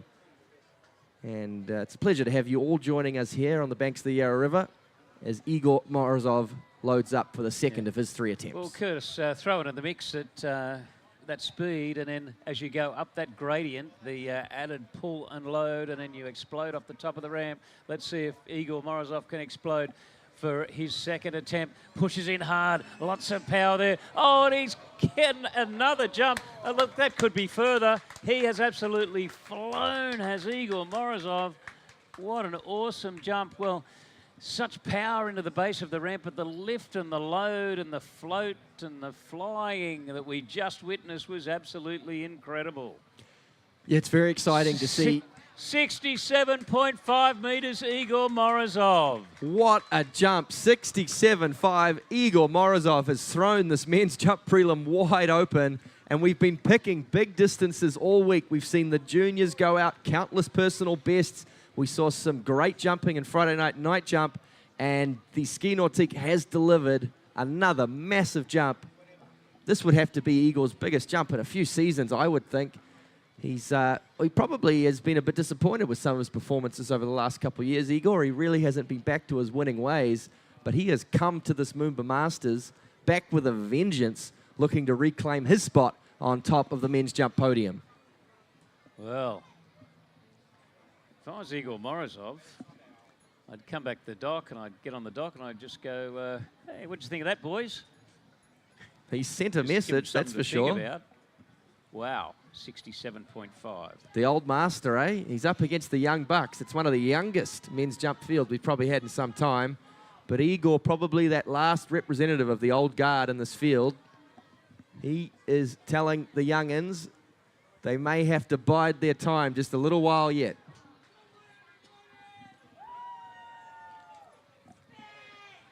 Well, it's the old catch me if you can. I didn't think he'd been around for a couple of decades. Gosh, he must be getting up there. No, I think Igor's in his early 40s, Rob. Wow. He's no spring chicken. Wow, that is no spring chicken. Hope he's still got his driver's license. Yeah, I think he'll be. He's an interesting guy, Igor. He's got like a PhD in astrophysics or something, something like that. All right, Curtis, here he comes, Igor Morozov. Okay, third and final jump. He's already thrown this field alive with a stomping 67.5. Can he go even further? He drives down to the base of the ramp. Another beautiful jump, flies down the Yarra River. What a set from Igor. Similar distance. I'm not sure if we'll end up being further. It's right around the same hole, but talk about three massive jumps in a row. He has flown out there. Takeoff from Igor.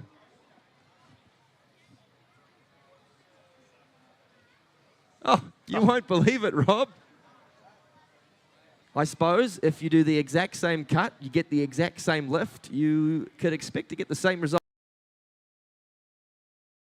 The centimetre, 67.5.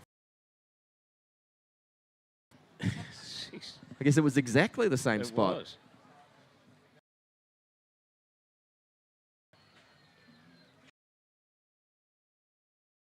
$67.5. I'm repeating myself. All right, so Jack. Hands together for the man from Great Britain, Jack Critchley, our next competitor. Yeah, looking great in the full red speed suit.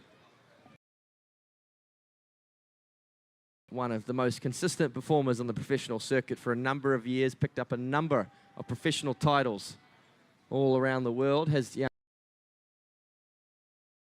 He would love to add a MOOMBA Masters title to that list of his.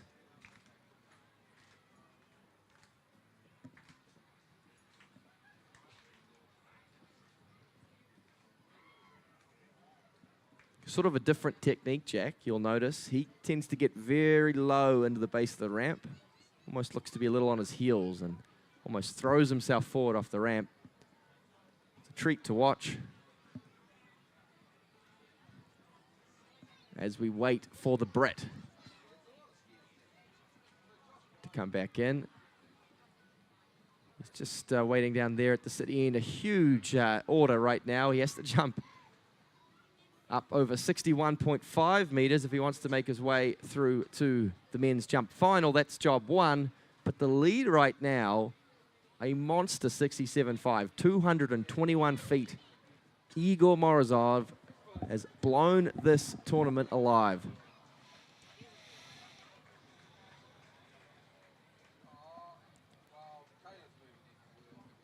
So getting ready now. Jack Critchley from the city end, the Brit. In the full body red speed suit, trying to be as aerodynamic out there as possible. Turns now, cuts towards the ramp, into the base of it off the top. Wow, he's rocked back on his heels, hasn't he, Rob? I think possibly ended up a little bit early there in the end. Yep. Well, rocked on his heels, and that's always, when that happens, it's very costly distance-wise. So we're probably looking at an opener there of somewhere around the high 50s.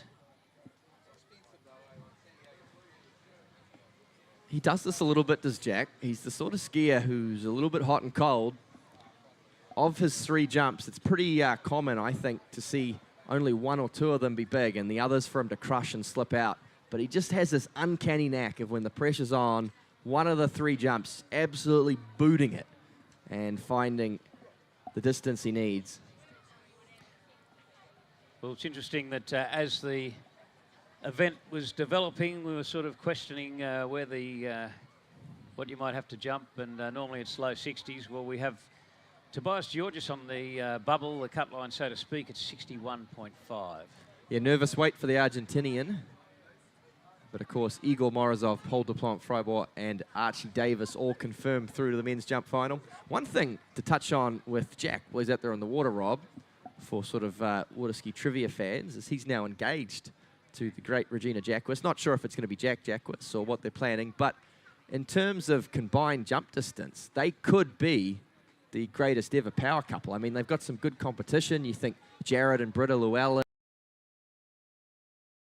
and Fladborg Asher certainly got some good combined distance, but Jack Critchley, Regina Jacquis, that could be the all-time greatest combined distance power couple. Well, we'd need to, we definitely need to throw a few numbers into some calculators to see what we come up with, but you've come up with some pretty good combinations there. But Jack Critchley at the moment, well, 55.8 as an opener. He's going to forget about that one, and he's going to turn. He's going to have a mile of speed. So can he convert it on the ramp this time? And it looks like he has done exactly that. That's got to be over 60. In his mind, he'd be hoping it'd be over 61.5. Gosh, he's got to be close to it. As Jack Critchley, he's put a good one together for jump number 2. Yeah, look, I think that should be through to the final. We'll wait on the distance to confirm, but to me it looked to be far enough from the Brit. Really so need to job wait number because, 1 done. Oh, 65.2, if I heard correctly. It's not on the splash eye screen as yet, but 65.2. The distances are flowing freely out there, you have to say, Rob. Super Jump Saturday, it's turning out to be. Huge jumps.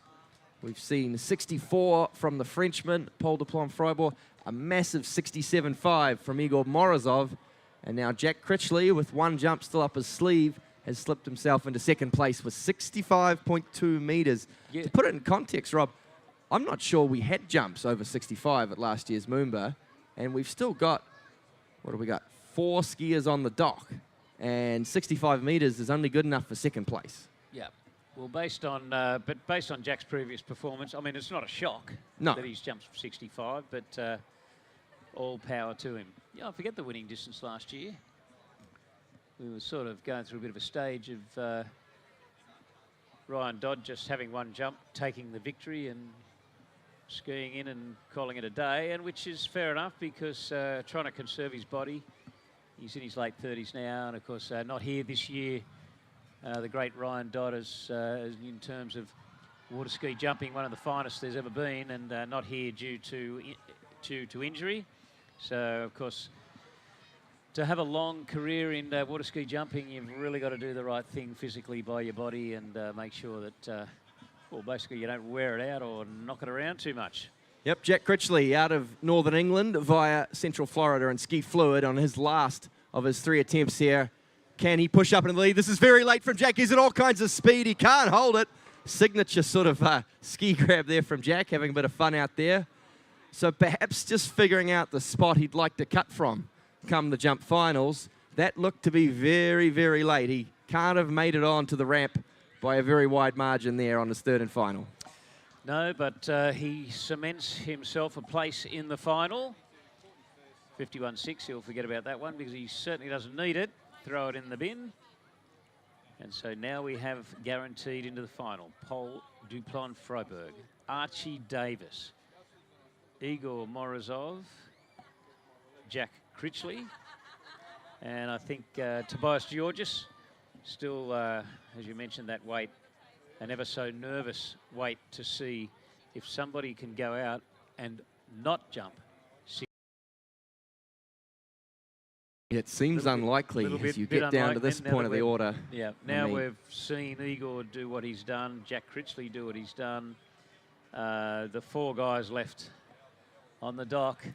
Well, let's give a big warm Melbourne welcome for the first time on the Yarra River in the jump event out of France, the reigning world overall champion, Louis Deplon-Fribourg. This young man, well, burst onto the scene, probably going back 5 years ago as a trick skier first and foremost, and look forward to seeing him trick later on tomorrow. He's capable of tricking in excess of 12,000 points as the Frenchman. But then, well, through the course of about 2022, 2023, did a lot of work on his jump and slalom, and his jump in particular really started to take off. And we started to see him regularly post scores up in the high 60s, Rob, 67, 68, pushing up towards that elusive 70-meter barrier. And all that hard work and improvement paid off for him, of course, at the 2023 World Championships, where he was crowned your world overall champion, the best skier across the 3 traditional disciplines, slalom, trick, and of course what we're watching right now, jump. And well, what an amazing jump talent he has turned out to be. His younger brother, Pole, is through the jump final. Louis, on his first visit to the MOOMBA Masters, would love to join him.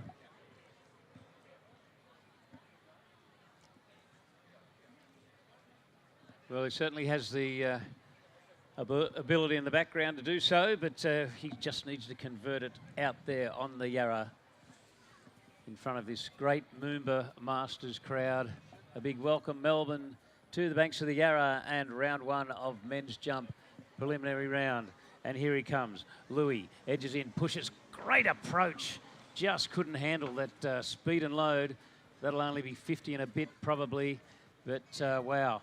That had the looks of something that could really go a long way in terms of the cut, the control through the wakes, the power into the base of the ramp, but couldn't quite handle the speed on that occasion. Yeah, I mean, one thing to note for Louis is that's his first ever jump on the Yarra River.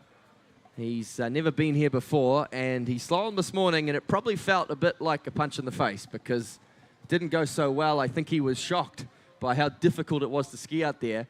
What he will have noticed on jump 1 there, Rob, is that conditions are fantastic right now. It's glass calm. Of course, with the boat stopping down there at the city end, the rollies that we often get on these river have pretty much all but dissipated. And what I think he'll do is take a lot of confidence into jumps 2 and 3. He'll know that there aren't too many demons out there. The Yarra River, as we know, jumps very well. We've seen big jumps from a lot of these competitors. World records have been set here in the past. There's been jumps up around 70 meters many times. First time in history that anybody jumped. Well, back then it was measured as 200 feet, around 61 meters, but it was the first, well, 60.8, I think. The first time in history anybody jumped over 200 feet was right here on the Yarra. Goes back a lot of years now, but of course, in terms of jump standard, jump history, the Yarra River certainly. Well, here's a significant tie-in for you, Rob. The mark to beat to get into the men's jump final now is 61.5 meters or 202 feet, which I'm getting some nods from some of the historians around me, is the exact distance that Glenn Thurlow jumped on that fateful day. Well, you can only say spooky, can't you? History repeats. Yeah, there's got to be a message in there somewhere. That'd be a shame if Glennie Thurlow, the great Glennie Thurlow, couldn't even make the jump final. Okay, Louis Deplon-Fribourg coming in. About to turn, about to edge, about to push. Can he lift it off the top of that ramp? And I think he does. There you go. Well, I know he does. And Pull I out think the he's highlighter. made it through to the final. Where is that highlighter? We've just got a pencil doing little asterisks here. We need to rush to one of the local we need stores. Des to I think we all courier one in for us. No, he's well and truly through the jump final. That's a great jump there from Louis, of course, world overall champion, but really making a name for himself on the jump skis as well. 63.7 meters. He's through to the final. Plenty left in the tank, though. And, of course, the other thing at play is that's 30 centimeters less than his brother jump, Rob. And, Wow. well, you've got brothers, mate, so you might know what that sibling rivalry's yeah, like. Exactly. You wouldn't have liked losing to Brett, would you? No, not really. I got used to it after a while. No, they're fantastic, these boys. They've got some of the best attitudes I've ever seen from water skiers. They always have a big smile on their face, so excited to be out here. They really buck the trend for sort of the stereotype of French people. He's throwing another one out there. Look, Curtis, while we're at it, just talking about the great Glennie Thurlow, if he was on the bubble and wouldn't have made it through, first man to jump 200 feet. He was jumping on 72-inch long jump skis. And outboard boat. Now, yeah, outboard boat. Now that we've got the power of the Nautique, the 6-litre engine. We have all the other sophisticated technology, plus 90-plus inch, probably 90 or 92-inch jump skis, much more aerodynamically designed. Back when Glenn Thurlow jumped 200 feet, it was just an absolutely brilliant jump. And if you ever see the footage of it, it's nothing short of amazing. I mean, if you put Glenn Thurlow behind a GM Marine engine, I think he'd be going 75 metres or bust, probably more likely the latter. I would imagine with that technique and that equipment. Yep, which is a pretty good jump for a 67-year-old, but I'll give it to him. Okay, one last attempt here for the Frenchman, Louis Dupont-Fribourg, coming in now from the city end, setting himself up as he turns. Drives now, accelerating into the base of the ramp. The Frenchman comes off the top. Another good jump from him. Similar distance, Rob. I'm not sure if he's eked out anymore. Well, wouldn't it be awesome if it was 64? 64 flat, yeah. Well, he'll want to get ahead of his brother. Has he found another 30, 40 centimetres out there on the Yarra River? But it doesn't matter because he's got himself through to the final regardless with that jump of 63.7.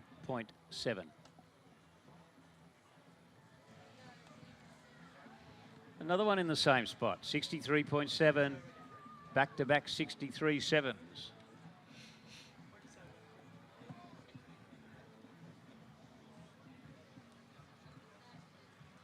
Well, very consistent. And for a first ever visit to the Yarra River, I think that's pretty impressive. To go out there and bang out 2 jumps in the low to mid-60s. Another skier who I think may be visiting the Yarra River for the first time is our next competitor out of Austria, Luca Rockenwald, who's riding high because he just took out the University World Water Ski Championships in the jump event. So let's give a big, warm Melbourne welcome to Luca Rockenwald of Austria.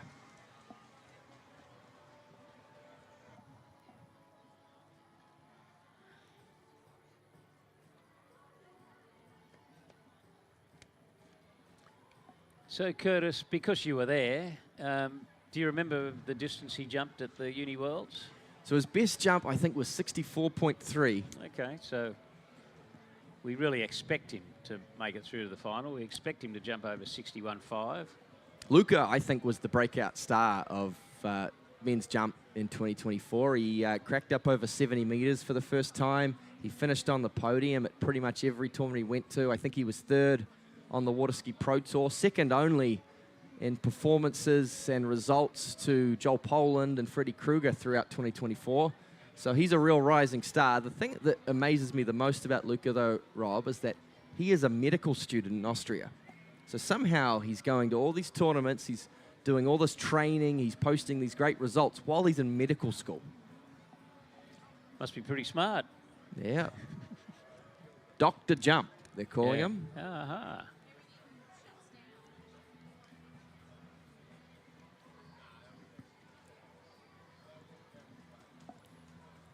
So the Austrian, he's been down in this part of the world for a few weeks now. He's been training in New Zealand before the event, of course, competing at that University World Champs, but making what I think is his first ever visit to the Yarra River.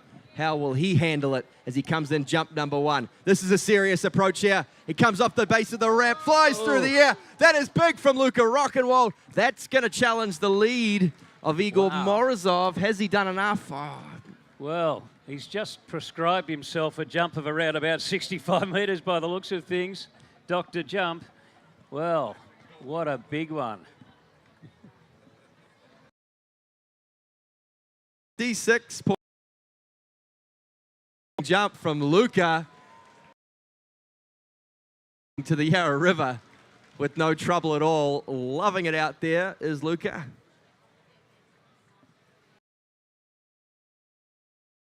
Form of talking to some of the folks who have been training with him in the lead up to this event, and they think he's got a 70-metre jump in the chamber.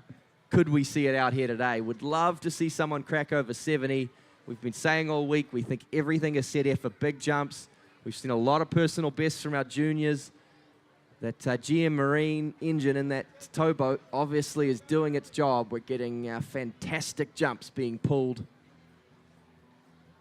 And he'll know the value of being top seed through the final. He's got 2 rock stars still waiting on the dock who are capable of distances up around or in excess of 70 meters. He's got the score of Igor Morozov still to chase 67.5.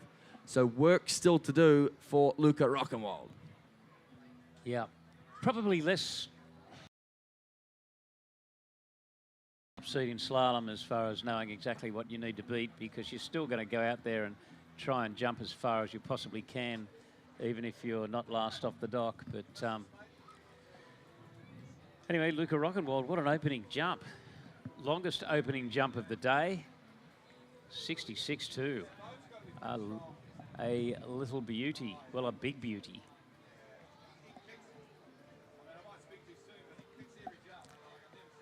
So our DeWalt guaranteed tough ski Nautique now thundering in, and I'll tell you what, it's going to thunder when Luka turns and starts to cut towards that ramp. As he now does turn, he pushes, he's flying into the race ramp there and kicks another beauty. Oh, well, that's another I think great that's jump. further off. I think he's eked out a little more. So Will much it be control. enough to take the lead? 67.5, the score he's chasing. That was beautiful. It's precise. It's methodical. It's exactly what you'd expect from a medical student out of Austria. How far has he gone? 66.1. Not quite there. What a consistent set of jumping, though, from Luka. Put your hands together, Melbourne. Luka Rockenwald sitting in second place right now. All G him right, up, G crowd. up Give the him crowd. some noise. See if he can't just go a little bit further. He'll feed off your energy.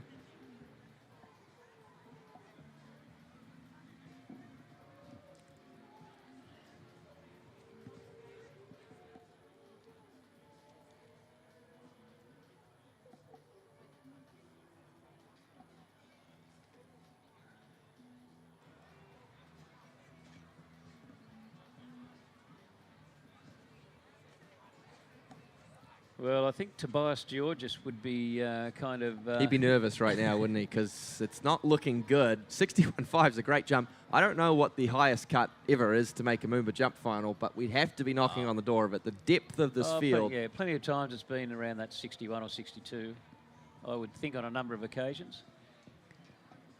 So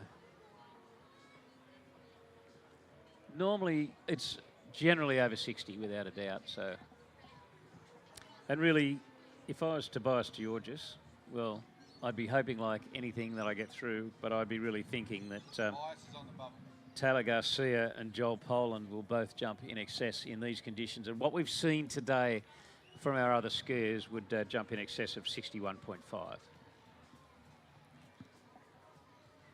Yeah, you'd just about head down to the casino and put the house on it, wouldn't you? One more jump, though, for Luka Rockenwald, who is chasing an elusive big jump up around 70 meters. It's one of the hardest things to do in any sport now, as he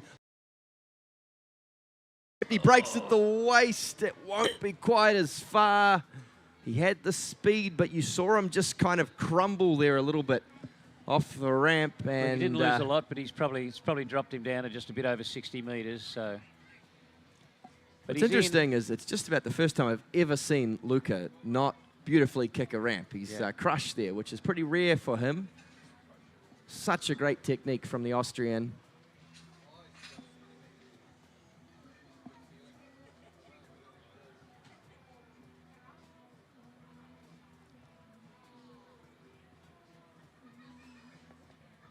Well, I sarcastically say he messed that one up, didn't he? Well, I mean, he did though, Rob. Like, he's shooting for 70. 64.4 is a huge jump. And in most contexts, he missed out on a lot of distance. He's going to be one to watch of winning the event. But now we go down to our final two men's jump. United States of America, a many-time visitor to the MOOMBA Masters. Let's give a big, warm Melbourne welcome to Taylor Garcia.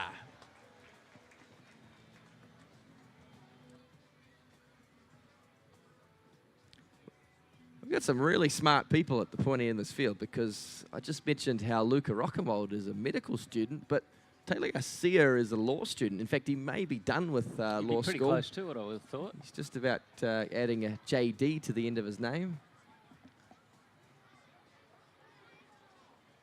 You know, we talk a lot about the brave, the intensity of water ski jumping, but I think it is generally at the top end, it's a very intelligent man's game, man or woman, because you've got to make some calculations, some calculated risk from the skiers, and a lot of these athletes, pretty smart people, certainly doctors and lawyers. I don't think we have a lot of those up here in the commentary box, Rob. No. Well, I've done a quick whip around and a bit of a think about it, but we do have one member of the commentary box I think has a university degree, so that's sort of heading us in the right direction. I think you joining the team this year sort of bumped up the overall average IQ by quite a bit. If we get ready to roll, man, we could really move it up just another little notch or two. Okay, so Taylor Garcia getting ready to come in now from the city end. Another one of our jumpers who has posted scores many times in the past, up around 70 meters, chasing a lead of 67.5 from Igor Morozov. Can he punch his ticket through to the men's jump final? First and foremost, he's got a good deal of speed, kicks off the top. It'll be up over 60 meters. It should be enough to get him through to the final. Rob looked to be in the mid-60s. Great opening jump there from the American. Yeah, well, a good deal of speed. That was a bit of a gross underestimate, I reckon. Gosh, he was flying into the bottom of that ramp there. I mean, he got something out of it, but not a whole lot. He could get much, much more. So 62.9, it takes him through, but gosh, he has plenty more. The potential to go further is absolutely there for Taylor Garcia. Yeah, great opening jump. Of course, the young man's come out of the North American winter, which has made it difficult to train, and he's a newlywed. He got married. Huge congratulations to him. His wife's skiing at this tournament as well. Looking forward to her jumping. Very much looking forward to the women's jump yesterday afternoon. What am I saying, Rob? Tomorrow afternoon. Yep. And yeah, possibly, of course, being in law school as well, training often has to take second priority. But to come out here on the Yarra River, first time in a year, and open with 62.9, that's a great opening jump. He'd have to be happy with that. And he's got the room, the opportunity to build, of course, on his second and third attempts. Well, 62.9, he's probably satisfied or happy that he's made it through to the final. But really, knowing Taylor Garcia, he wouldn't be happy with 62.9. He's looking for something more like he has done previously on the Yarra, which would be more like the 65 or the 66-metre mark. He's building into his work, of course. He's got the 3 jumps. He's certainly looking to use them. The lead still with Igor Morozov, the revelation, the comeback of the old master, all but written off by pundits. He was paying very long odds at the TAB, and he's sitting in the lead still with just 2 jumpers left. One on the water right now, Taylor Garcia. Of course, the top seed, Joel Poland, still to come. But the American loads up here for the second of his 3 attempts. How late dare he leave it past that GM Marine Tower? This is even later here from Taylor. He's got a great deal. Gone out the front. Well, he looks to be alert how on the back. You do not want to see that. No, 60-metre crash. Let's hope he's okay. You'd have to be at least winded, but hopefully landed in a way that he will be okay. But gosh, he wasn't leaving too much behind Taylor Garcia. But probably the best thing he could do is, regardless of how he's feeling, is call it a night as far as jumping goes. He is through to the final based on his opening jump. And I think he'd be well advised to rest up, leave it at that, and move on to the next competitor. Yeah, we hate to see it, but it just shows you how dangerous this can be if you get it wrong, and that's why we give the skiers, you know, the best possible opportunity at safety out there on the water. Watching the replay there. And I think he rolled quite well. And a round of applause for Taylor Garcia standing up on the back of the boat. Looks like he's okay, or as well as you can be after a fall like that, Rob. Yep, as well as you can. I think that's the traveling at that speed, of course, he's going up over 100 kilometers an hour. Yes, it's water, but it feels like concrete. It's like being hit by a bus.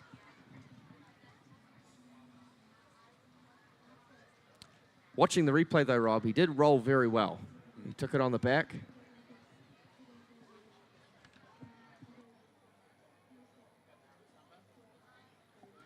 So a disappointing end to Taylor Garcia's set, who opened so strongly. Oh, okay. We'll They're looking for the second ski. Must be floating upside down, and maybe just at the sun's gone behind a tree, and I can see it, and I think so can the pickup boat. So never what you want to see on the water, but Taylor, he's got a couple days till he has to jump again. He'll get checked out by the medical team, and I'm sure we'll get him back fighting fit before the finals. Super excited to see him, hopefully on MOOMBA Monday.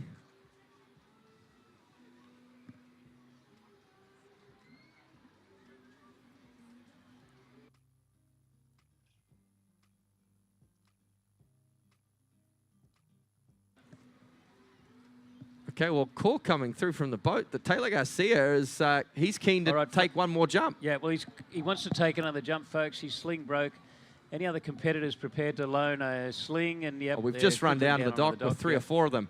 And don't you love that, Rob, the sportsmanship of these water ski athletes? Taylor's their competition, but as soon as the word came out, 3 or 4 skiers threw their slings down to be borrowed by him, and you love to see it. So he's probably got plenty of time, but I think once if you have broken equipment, have you got 3 minutes, you might be able to just double confirm that a sling sort of goes into that category of a broken ski and so on. But it's certainly not going to take you 3 minutes to put on an arm sling. Yeah, he's getting checked out right now by the medical personnel. He seems fine. He's done very well. I'm sure he'll be very sore tomorrow. Yeah. But they just want to check him out, a little bit like in the footy, to make sure he doesn't have a concussion or anything like that.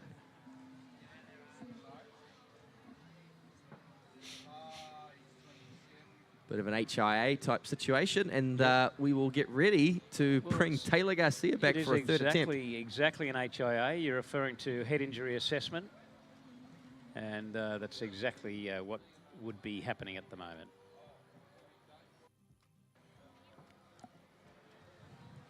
How tough, though. Yeah, I mean, he to want to go back out on the water after that, Rob, it just shows. Yeah, he doesn't need to jump, but obviously whether he wants to just have another feel of the ramp or whatever, because he is in the final, he doesn't need to have the extra jump. But they're made of different stuff, these elite level jumpers, Rob, because if I took a crash like that, I think that would be my water skiing days just about done. I'd get the shakes every time I saw a pair of jump skis, but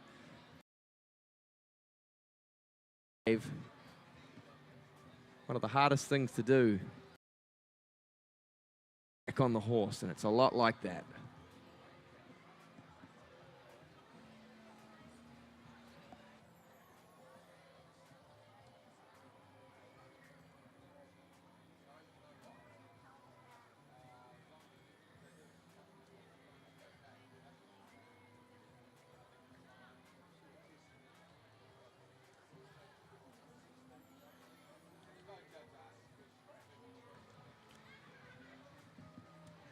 So Taylor Garcia, 27 years old, law student out of Orlando in Florida. Many years since he was a junior with me at my junior MOOMBA. I think he's finished on the podium and jump here at MOOMBA many times.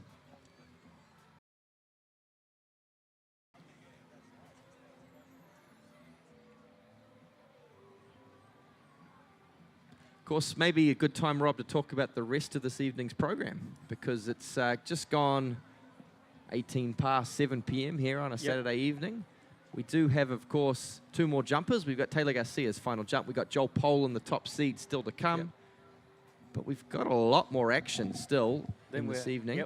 Then we'll be rolling in too, but we're scheduled to start ski show at 7:40.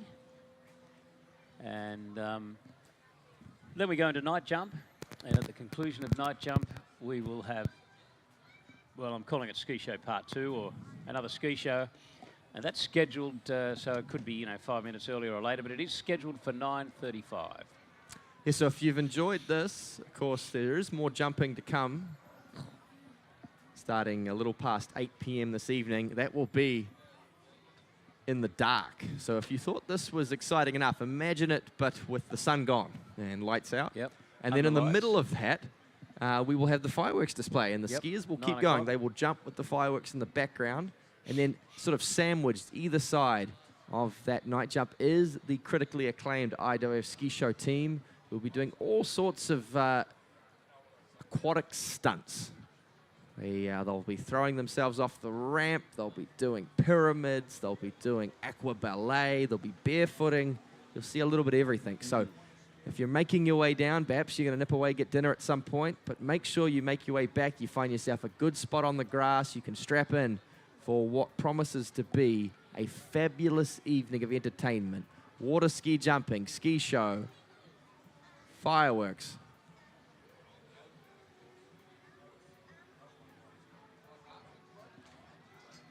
Okay, so if I'm hearing what I'm hearing, Taylor Garcia, I'm not sure if it's his choice or somebody else's choice, but he won't be taking his third and final jump. We will now move. I think we're doing another phantom pass. Not 100% sure why, but... Well, let's take a moment, Rob, to appreciate the beautiful DeWalt Guaranteed Tough Towboat, the yellow and black colour scheme as it heads down the Yarra River. The world's premier water ski towboat, pulls all the major tournaments, the MOOMBA Masters, the US Masters, all IWF World Championships. Can't think of a World Championships that doesn't tow. Of course, that's the water ski edition of the Nautique boats, the Ski Nautique. But throughout this weekend, you've seen many of their models. Of course, the big G23, the world's #1 wakeboard Yeah, boat. we saw it this afternoon towing... How good was that early women's rounds of the wakeboard? You catch a bit of that? Yep. Yeah, I did catch a bit of it. Yep, the G23. 7,700 pounds, over 3 ton of boat there. Before you add the ballast. Before you add the, you can add, I think in pounds, but let's call it, I think in pounds you can add 3,500 pounds in ballast. We'll have to do the conversion If you do the math on that, that's 10,000 as much pressure as going through the barefooter's feet we saw earlier during the ski show. Yeah, but that was per square inch, and we're talking about a whole big boat.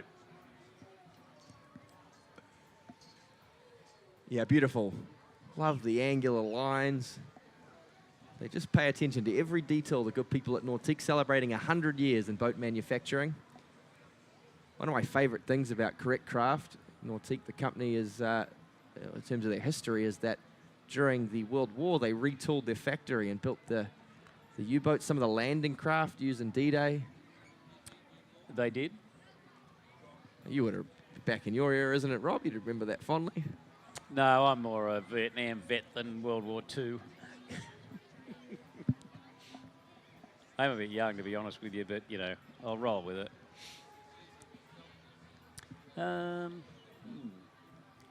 Getting ready now. Yeah, that's quite incredible. Part of the history. They're 100 years old. They started in 1925. They made boats. I think they made about 300 boats, and they were on a deadline. They had to make them in like 6 weeks or 8 weeks. Or well, and factory workers would have been hard to come by too, with the draft going on. Could have, yep. But they met the deadline set by the... Well, and the boats the work. US That's the Army. main thing, isn't it? Yeah. Yeah. They deliver a quality product, Correct Craft. Exactly. Okay, moving All right, along folks, now. Our final competitor, Joel Poland. Welcome back, Joel. Well, he's been missing from the MOOMBA Masters for a couple of years, but he's one of the finest skiers in the world, folks, and it is certainly a pleasure for all of us, and you're about to find out to see Joel Poland out on the water, about to compete, our final competitor in this open men's jump preliminary round. Yeah, Joel is, it's hard to state how incredibly talented he is, because he's not just a jumper. He is, in each of the individual events in water skiing, one of the best in the world. He is a threat at the MOOMBA Masters to win the jump, to win the slalom, and to win the tricks.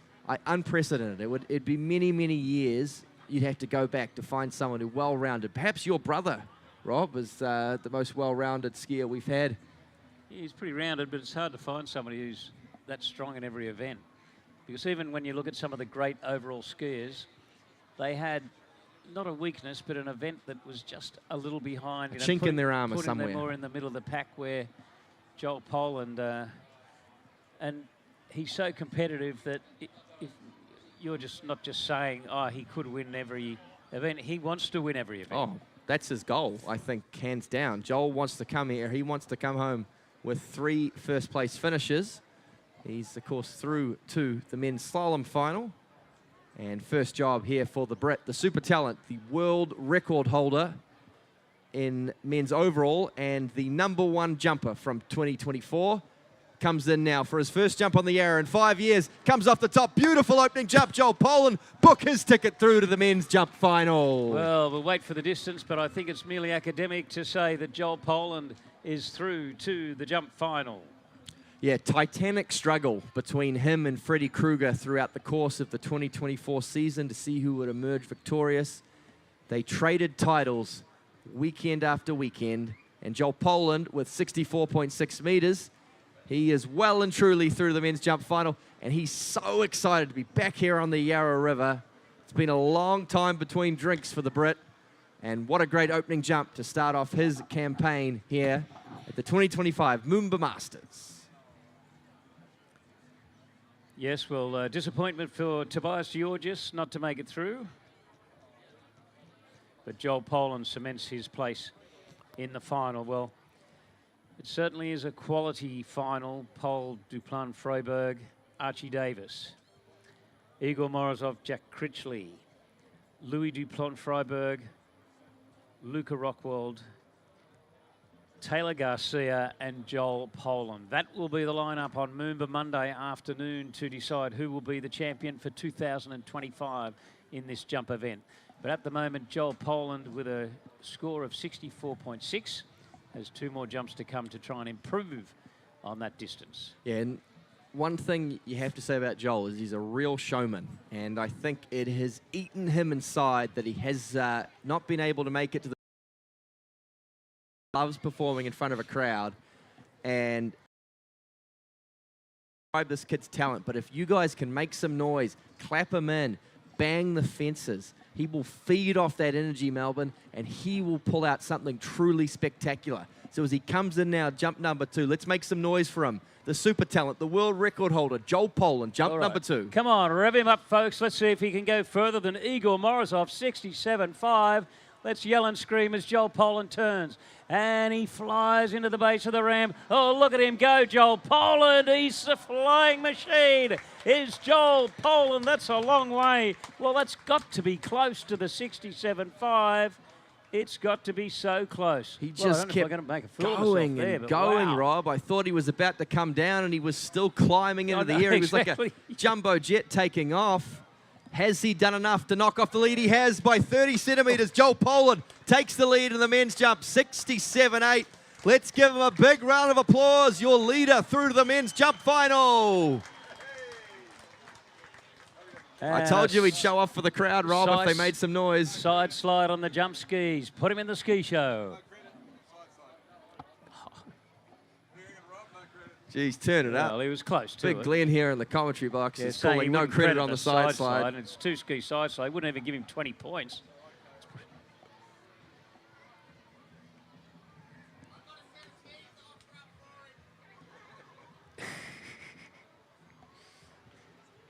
All right, so Callum Ashcroft has just offered to lend him, I don't know, some pair of skis, whether it's a pair of double trick skis. He's pulled a pair of wooden ski cat trick skis out of Graham Ashcroft, his dad's cupboard, but let's not worry about that one.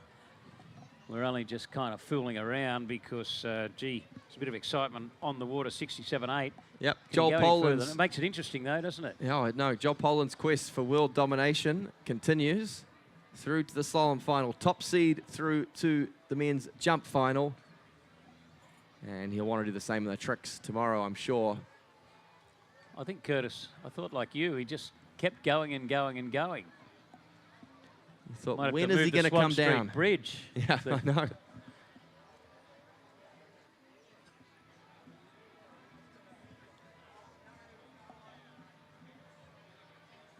Okay, folks, well, this is our last jump for a little while at least, so let's really make him feel welcome. Let's cheer him on. He's about to come out.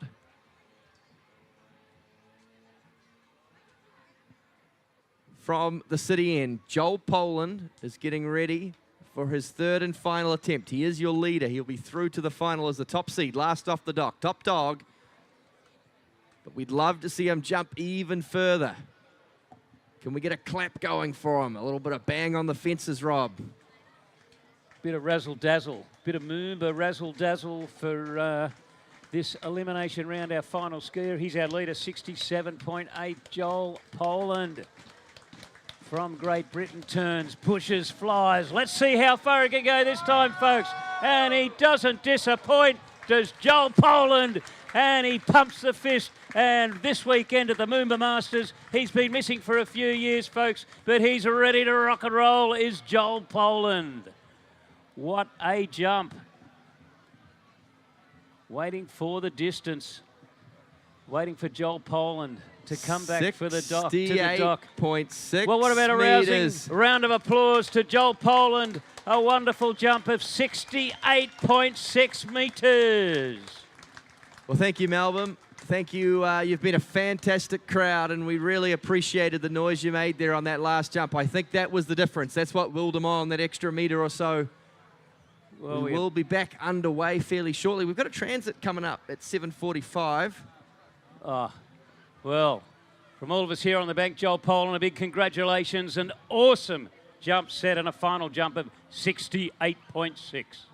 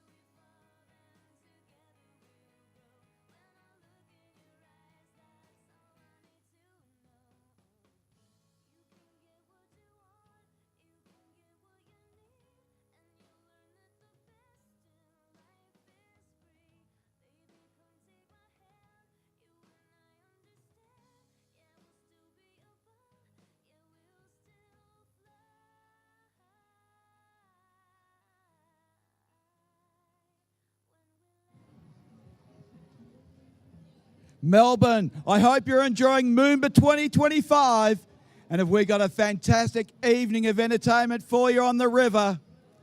At 7:50, we'll have the IWWF MOOMBA Ski Show team hit the water, and then they'll be followed shortly afterwards by the night jump competition. You saw the incredible jumping during the day. They're going to take to the water this evening, and just after 9 o'clock, there will be some fire. Following that, be another ski show. So that's sitting on the bank here on the south side, overlooking this beautiful Yarra.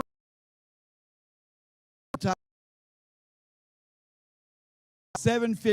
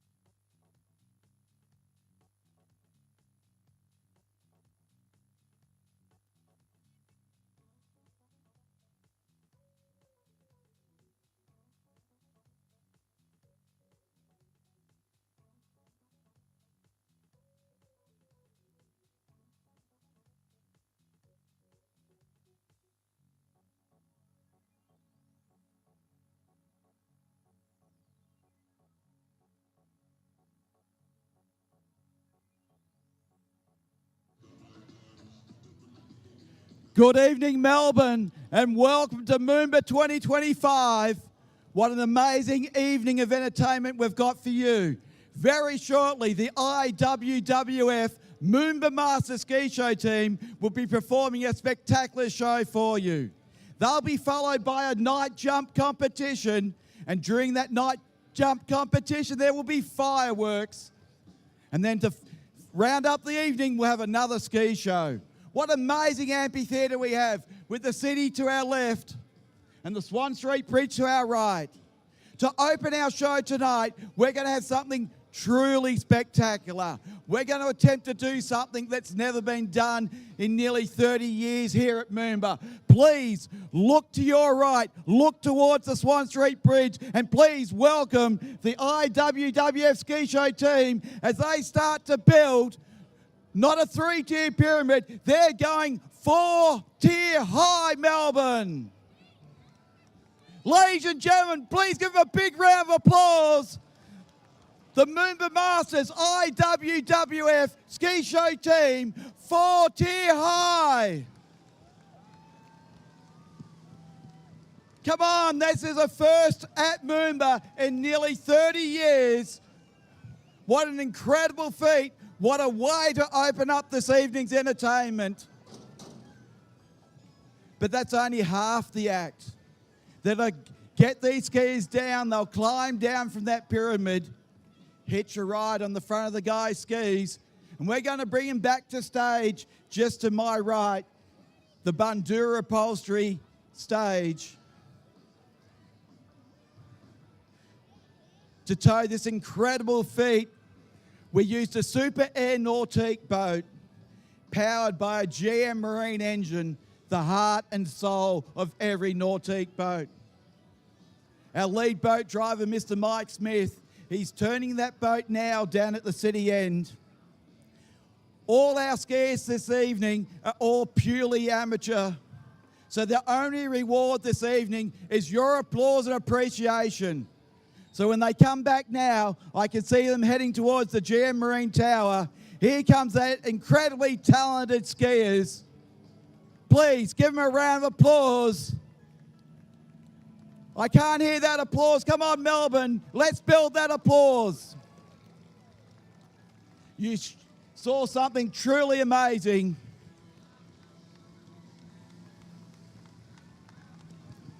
Let's acknowledge them. Annabelle, Chelsea, Rach, Lachlan, Jem, Charlotte, Michael, Jared, Luke, Dean, Nick, and Nelson. As they make their way up into the dock. One last time, please show your appreciation for our 4-tier pyramid.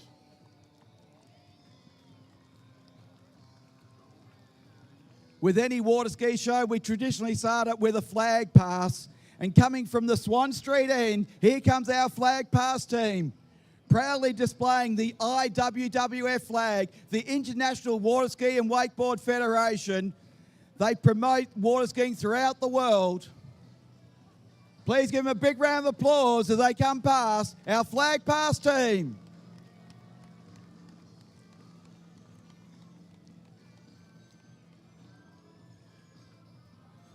You're seeing some of the best show skiers this evening.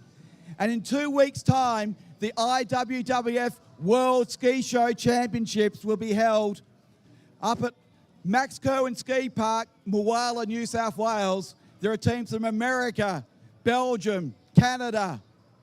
Gee, there'll be some fireworks on the water, the Canadians and the Americans. In the meantime, coming past the GM Marine Tower, we've got our flag pass team and we're going to bring them back to dock. Jamo, Nick, Ollie, Andy, Arthur, please give them a big round of applause.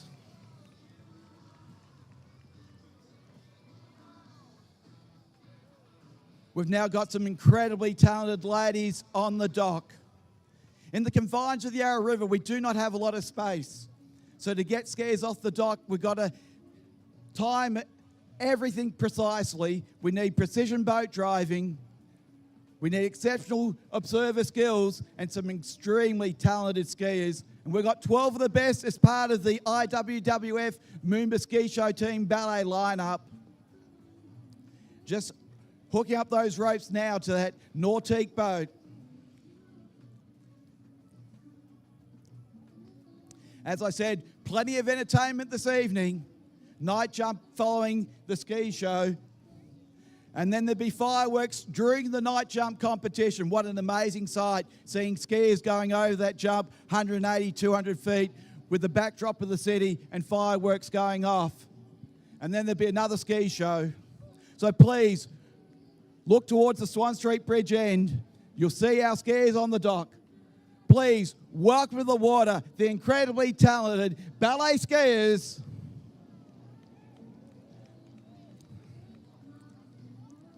They'll go through their routines, head up towards the Swan Street Bridge.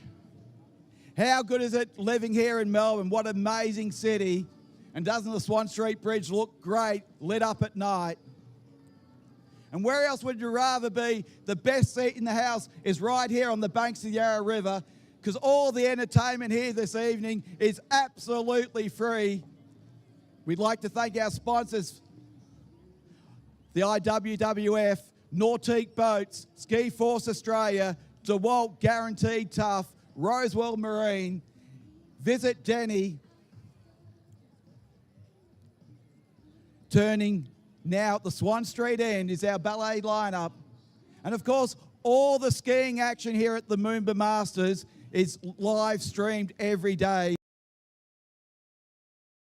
That have been live streamed. The MOOMBA Masters. Many people are watching the skiing all over. Coming from the right-hand side,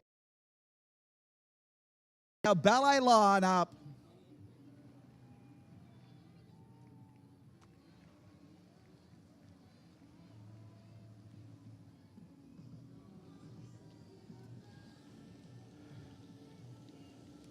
As they come past, yes, they're loving that appreciation.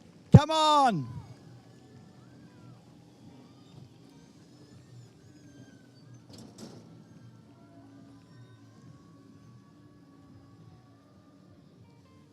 They'll turn very shortly at the city end. We'll bring them back to dock. If you're an experienced water skier and would like to get into show skiing, you could be just like a number of our skiers this evening. They were just like you, sitting on the banks. Well, if you go to the Southern Water Ski Show Team Facebook page, send us a message and we'll let you know when we have our next come and try day. As I said, the IWWF, it promotes all facets of water skiing, from show skiing to tournament skiing, to disabled skiing, to cable skiing, to wakeboarding. If you don't own a boat, it doesn't matter. We've got cable skiing all around the world and across Australia. And one of the best cable park facilities is right here in Melbourne at Melbourne Cable Park. In the meantime, coming from the city end, our ballet team is about to pass that GM Marine Tower. And I can hear the crowd starting to show their appreciation. Come on, start clapping as they come past. Please get up for Lauren, Rachel, Charlotte, Gemma, Chelsea, Steph, Jess, Jakara, Brooke, Alana, Annabelle, and Caitlin. One last time, big round of applause for our ballet team. If some of you were here earlier, you would have seen the daytime MOOMBA Masters jump competition. One of those competitors was Callum Ashcroft. He's also part of the Australian ski show team that will be competing at the World Championships in 2 weeks' time. And he's also an incredible freestyle jump skier. So he was long distance jumping earlier, and he's got a freestyle jump ski for you this afternoon. He's getting ready to hit the water and hit that jump. He'll be accompanied this evening by Mr. David Stewart, also part of the Australian Ski Show team. You're seeing two of the best. Please, ladies and gentlemen, big round of applause for Mr. David Stewart and Callum Ashcroft.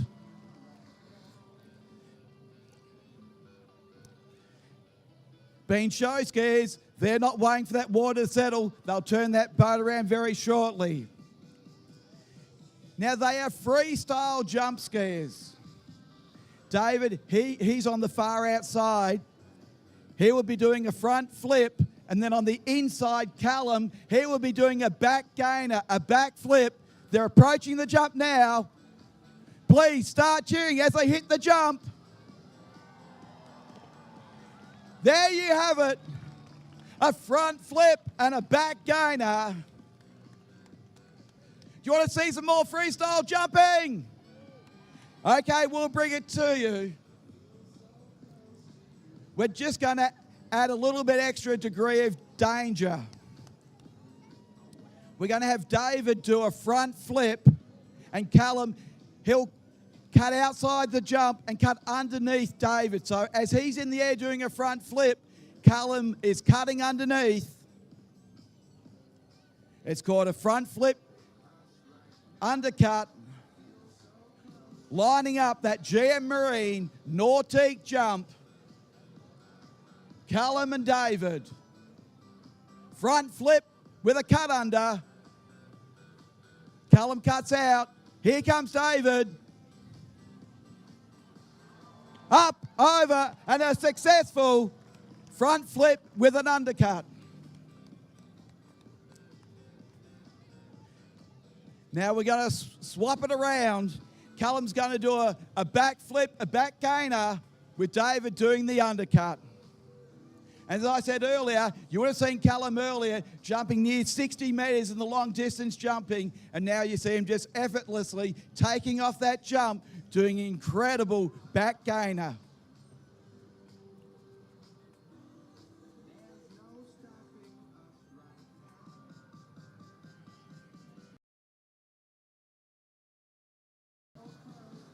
Lining up that jump.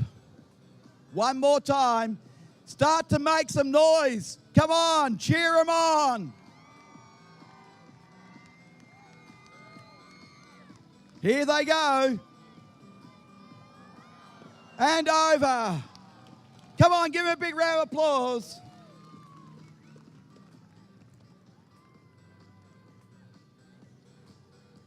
We're going to bring him back to centre stage.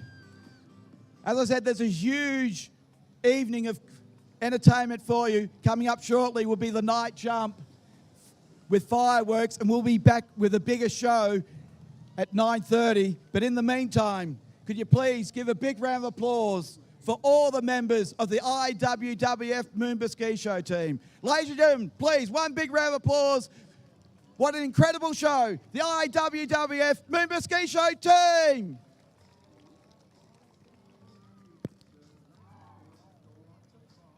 Thank you very much.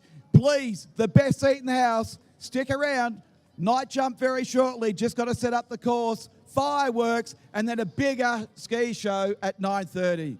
Enjoy the rest of the evening. I'll be back at 9:30.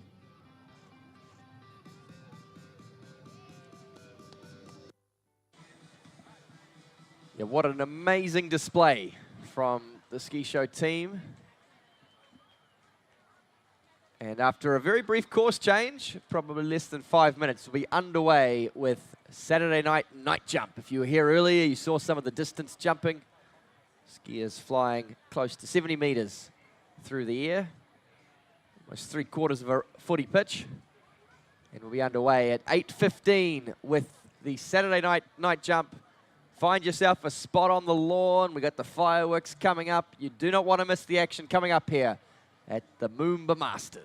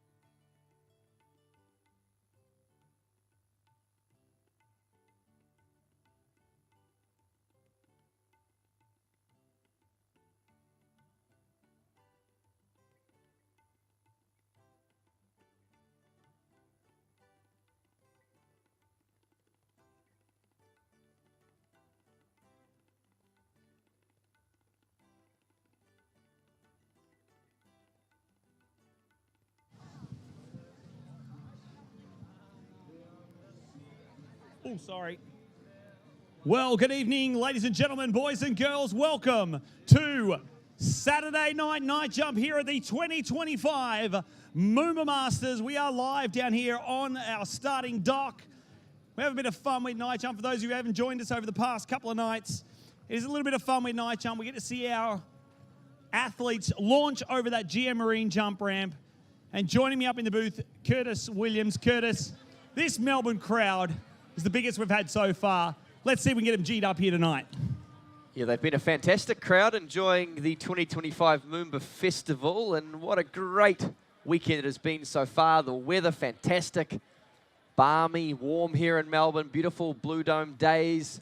I've had the pleasure to walk around, taste some of the wares from the food trucks, the rides, the carnival, and the city of Melbourne done a fantastic job once again here in 2025, really turning on the show. And of course the MOOMBA Masters here on the water has been spectacular. We just witnessed a breathtaking men's jump preliminary round, and we're now into Saturday night jump.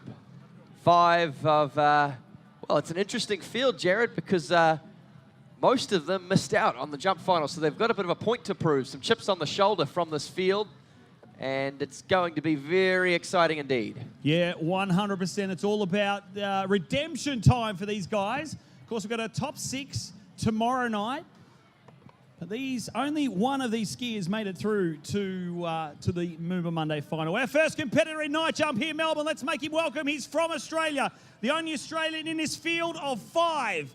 He is from New South Wales. Put your hands together, please. First skier on the water is Callan Ashcroft.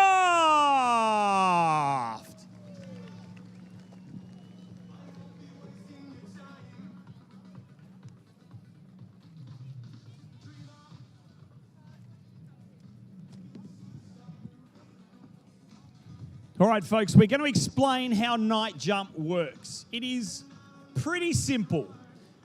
It's all about distance. So our skiers under these Melbourne City skyline and under lights are going to launch themselves off our GM Marine jump ramp and launch in excess of 60 meters here in the dark.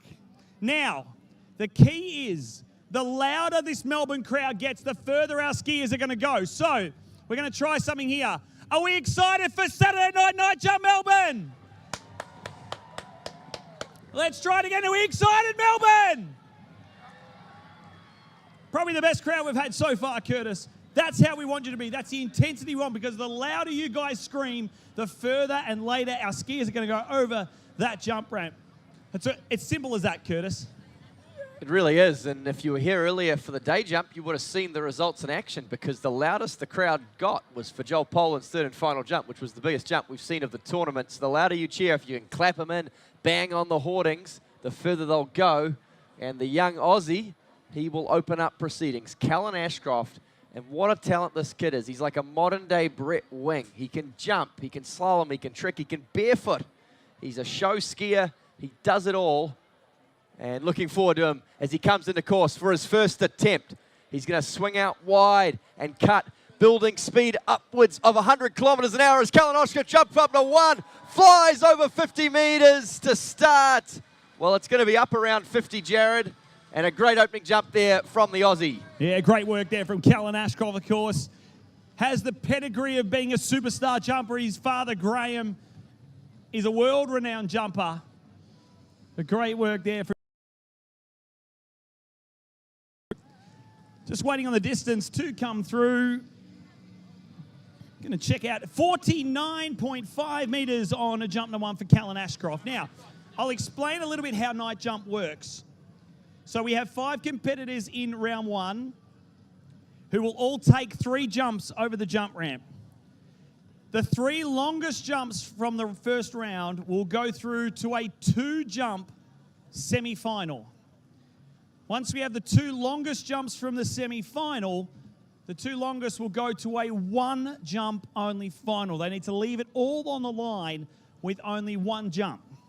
It means the excitement builds as we move through, Curtis, and these skiers, as we said before, the louder you get, the further and later our skiers are going to go. Yeah, particularly Kellen, because he's a show skier, which means he pretty much lives on audience applause. Perhaps fickle, perhaps vain at times, but pretty much his lifeblood is the roar of the crowd. So if you can clap him in, make a bit of noise, a few whistles, a few cheers, young Kellen Ashcroft will push up over 50 meters here in the Saturday night jump. Just down here with Alex King. Alex, a little bit disappointed not making it through to MOOMBA Monday, but you'll make amends tonight, hey? Yeah, I wouldn't say I was disappointed not to make it through. I needed to jump really far to get through, but a little bit disappointed with how conservative I went, so I need to go a bit later tonight. You need to go a bit harder here tonight. Here we go. Jump number 2, Kellen Ashcroft. If he goes past that GM Marine Tower, it means he may not. Looking, he's off the on jump number 2. Yeah, if you're joining us and watching water ski jumping for the first time, first of all, big welcome. Hope you're enjoying it. It's one of the most exciting spectacles you'll see on the water. Kellen Ashcroft there, the second of his 3 attempts. So each jump here in the first round, like Jared said, they'll have 3 attempts. We measure how far in front of the jump they land. That's their score. We take only the best of their 3 jumps. Sort of a tale of 2 techniques there on jumps 1 and 2. The first jump, he didn't have a lot of speed, but he had beautiful air form, really aerodynamic. That jump there, a lot more speed, but a little bit back on his heels. Still further though, Jared. Yeah, 52.6, solid jump there for Kellen Ashcroft. It is. So a lot of people were asking Curtis on Facebook, where is the actual point of where you actually measure the skier? So what it is, from the center of the ramp out to where the skier lands, what we do is in our computer system up in the tower, we go to the back of their skis and that's where we mark it. And from that distance, 1.5 meters in front is where the skier's official distance is. Does all get calculated in a computer. We don't have to worry about that, do we, Curtis? No, that's far beyond my powers of comprehension. Yeah, it's how far they jump, isn't it? They fly through the air, 52.6. So think about that, folks. That's over half a rugby field, a footy field. Curtis, can I stop you there? Melbourne, we don't care about rugby. It's all about the AFL, mate. Come on. Well, it's a 50-meter arc. 50-meter arc on the footy field? Correct. Oh, I'm learning some things tonight. So we don't have a lot of AFL in New Zealand? That's because you're too far away, mate.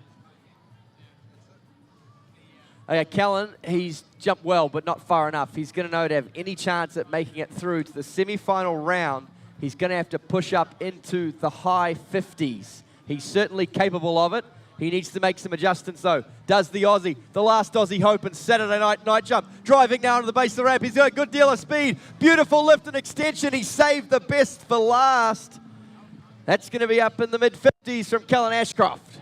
Yeah, that is what you wanted to see. Got it all together. A little bit of a line drive. Didn't quite get the lift off the top. Of course, we are jumping off a 1.65 meter ramp tonight. That's what we do at all of our night jump tournaments. As Kellen Ashcroft makes his way back to the dock, we'll get that distance through. Be ready to pick up our next skier. 54.5 meters. Put your hands together, Melbourne, for Kellen Ashcroft. He's in the lead, but 4 skiers left, all well capable of going much further. So it'll be a nervous wait for the Aussie, Kellen Ashcroft.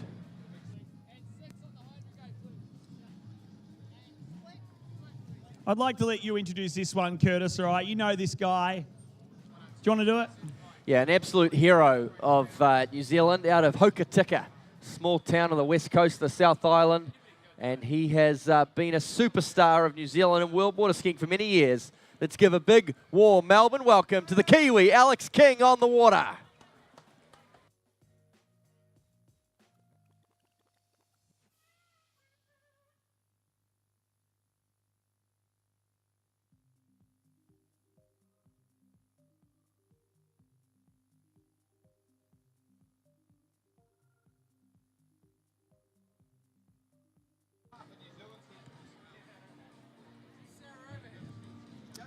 Could not find a harder working bloke on the water. Jared, this guy lives and breathes water skiing. He coaches water skiing in New Zealand pretty much full time. Bit of a professor of the sport.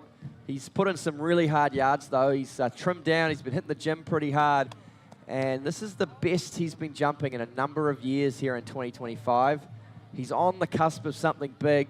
Like he said in the interview, he would be disappointed that he didn't jump further. That cut for the final ended up being pretty high.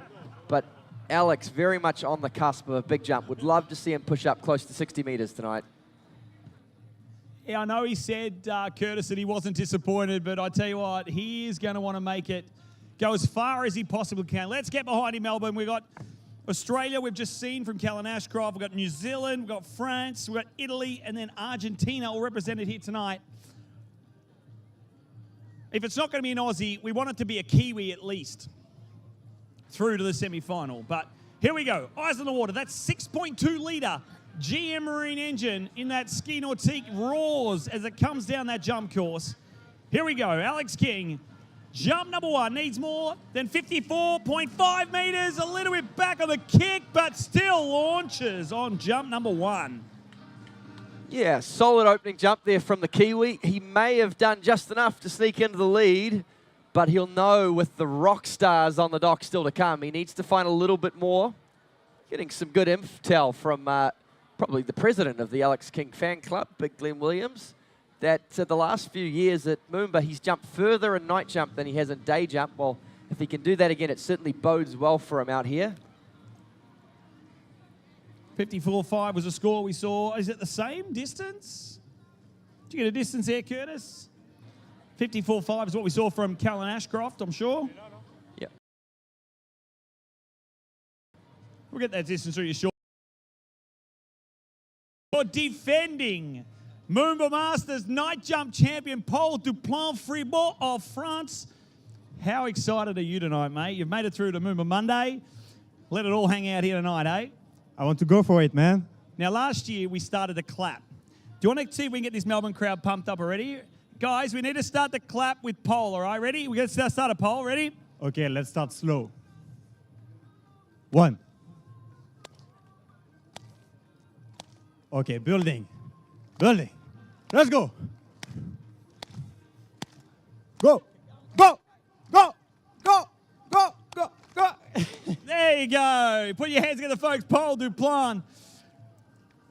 You need to get that. We need that energy. That's what we want to see. Paul lives and breathes off your energy. But Curtis, here we go. Alex King. Did we get a distance on the first? Was it 54.5? No, we're actually just searching for it. I think because it's quite dark, we are having a hard time finding it. I think he's done enough to take the lead, and we'll let you know as soon as he's coming back in for his second attempt. He opened strong there, Alex, but he's got plenty more in the tank. A lot of you I see out there, whether you're on the North Bank, whether you're on our side where the start dock is, a lot of people taking videos and photos. Make sure if you're sharing them up on social media, make sure you tag at Nautique Boats and, of course, at Moomba Masters Water Ski on whether it's your Instagram or your Facebook pages. Make sure you do that for us, please. We love seeing photos at all different angles, whether you're on behind the jumpers, in front of the jumpers, whether you're on the left side or the right side, doesn't matter. It's great to see the angles you guys get from your photos. It's a very photogenic sport, isn't it, water skiing? Beautiful, especially as we head towards the fireworks, just 30 minutes away. Unfortunately for Alex King, who's taken the lead on jump number 1, we have not been able to calculate the distance, so he's going to get 3 more attempts. This will effectively be jump number 1. Bit of a computer crash or something of the sort. So disappointing for the Kiwis, always getting the wrong end of the stick. It's a bit like a call from the bunker in the NRL for the Warriors. Always seems to go against the Kiwis. Here in Melbourne, that reference won't get a lot of legs. Here he comes, Alex King, effectively jump number 1. Better speed, back on his heels though. And unfortunately, the re-ride will not be as far. Yeah, sometimes we do have malfunctions with our measuring system. You can actually see 3 cameras that are up there on the judges' tower. That's actually what looks out over the top, over the landing area for jump, and that's how we measure the distances. A few people were asking that a couple of nights ago. But yeah, not far enough to start 48.8, but it's sort of academic. He's got 2 more attempts, and he's chasing a score in the high 50s. He's not so worried about picking off Callan Ashcroft. That's a given. He has to do that to be in any hunt. He's looking at the dock, three rock stars of world water skiing. Of course, you already spoke to Pole, the defending champion. Not from Saturday night, not from Sunday night, from Monday night, the big show.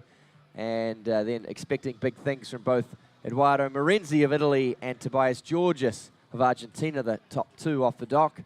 So Alex is chasing a really big score. He wants to go in the high 50s, perhaps even knock on the door of 60 meters.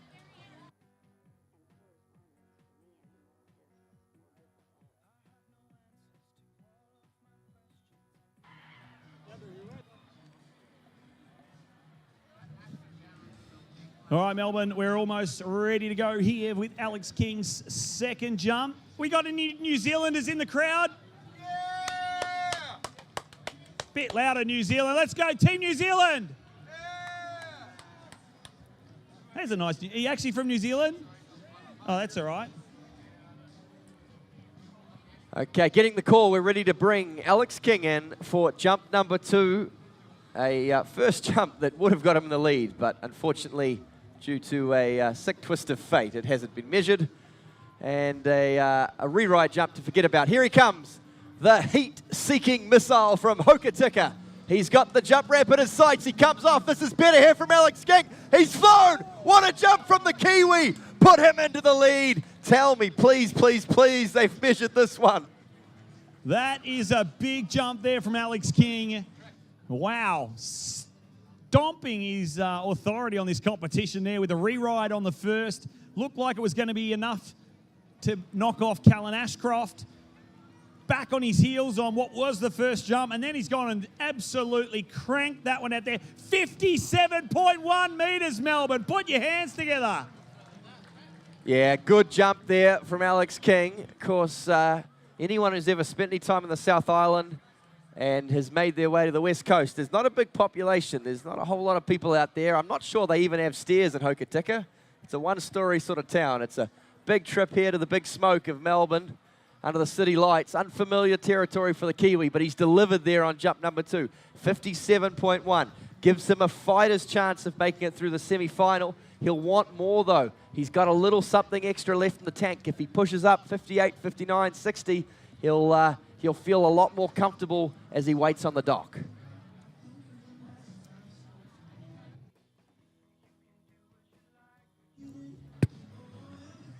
Of course, Melbourne, it is a long weekend. Who's excited for the long weekend? Anyone? Guess everyone wants to go to work Monday.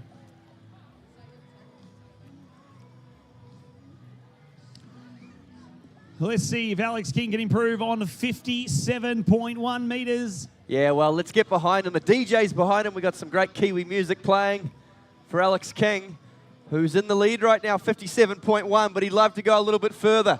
New Zealand's last great hope in the night jump competition. Alex King loading up for his third and final attempt here on the Yarra River. He's been here for many, many years, from the juniors right up in the professional ranks. Would love to take home a night jump title. He pulls out now to the Alexander Park Garden side. How late dare he leave it? Looking to accelerate now in excess of 100 kilometers an hour as he comes on the top of the ramp. Another great jump from the Kiwi. Similar perhaps. I don't know if that's quite as far. Yeah, Curtis, I don't think it's going to be as far. What do you reckon, Caitlin Dennis? Do you think it's as far? I don't know. No, I don't think it is. Thanks, Caitlin. Great special comments. But great work from Alex King. 57.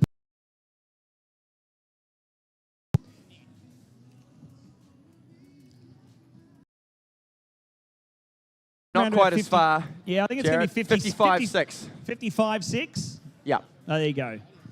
So we move on now to competitor number 3. Can we do, if we saw Pole before, let's start the clap, guys. Ready? Clap. Clap. Clap. Clap.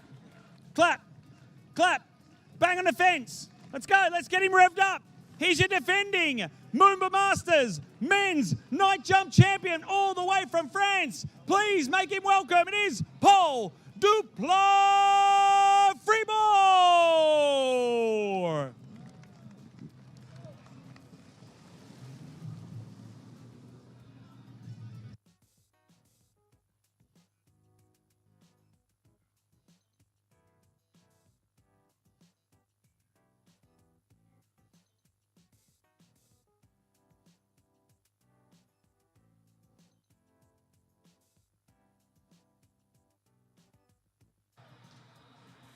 Yeah, young man, I've certainly got a lot of time for Jared. For Ted Lasso fans, he's a bit of a Danny Rojas type character. Jumper's life, I'm sure he'd say.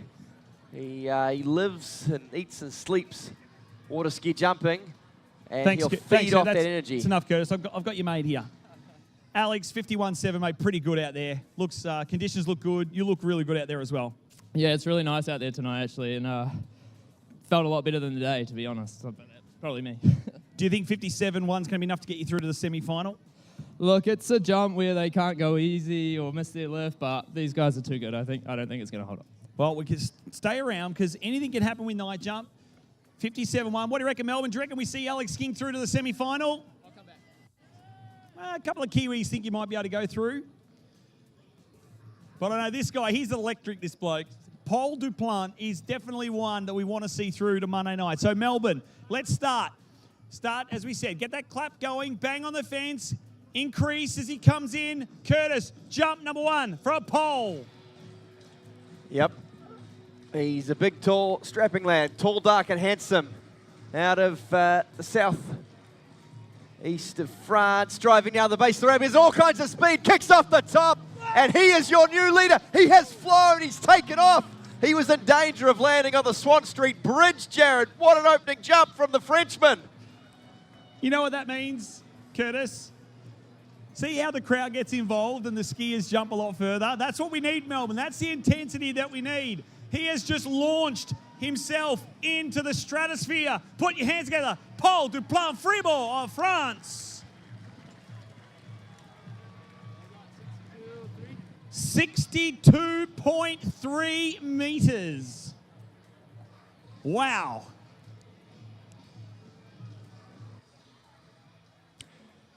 Yeah, well, a bit of a buzz, I think, from the military barracks just the other side, Alexander Park Garden. They were worried about an unidentified flying object out there for a second because Paul Duplant Fribourg has taken flight here on the Yarra River. 62.3 meters in the dark. You know, water ski jumping is tough enough as it is. You're traveling up over 100 kilometers an hour on little fiberglass sticks. You plow into a steep, steep jump ramp. And you add into that at night, your depth perception is pretty much gone. Well, Curtis got Eduardo Morenzi, Edo, 62.3, mate. That's pretty good jumping out there from Paul. What do you think? What are you going to need to do tonight and change from what you did during the daytime? Yeah, just bring it down, to be honest. Get into the course. But, yeah, 62.3 nice. What do you think? What do you think of this Melbourne crowd? Do you think they can get a little bit louder for you? Yeah, probably. We have any Italians in the crowd? Oh, not too many Italians, mate. No, maybe you might be in a bit of trouble. Here we go, Curtis. Jump number 2. Yeah, well, the young man who just feeds on the crowd. He was such a revelation in 2024, and he'd love very much to do the same here as he drives down to the base of the ramp. He's at all kinds of speed. Another beautiful jump from Paul Duplant Fribourg. Perhaps not quite as far, but another great jump there from Paul, who was really finding his legs here in the Saturday night jump.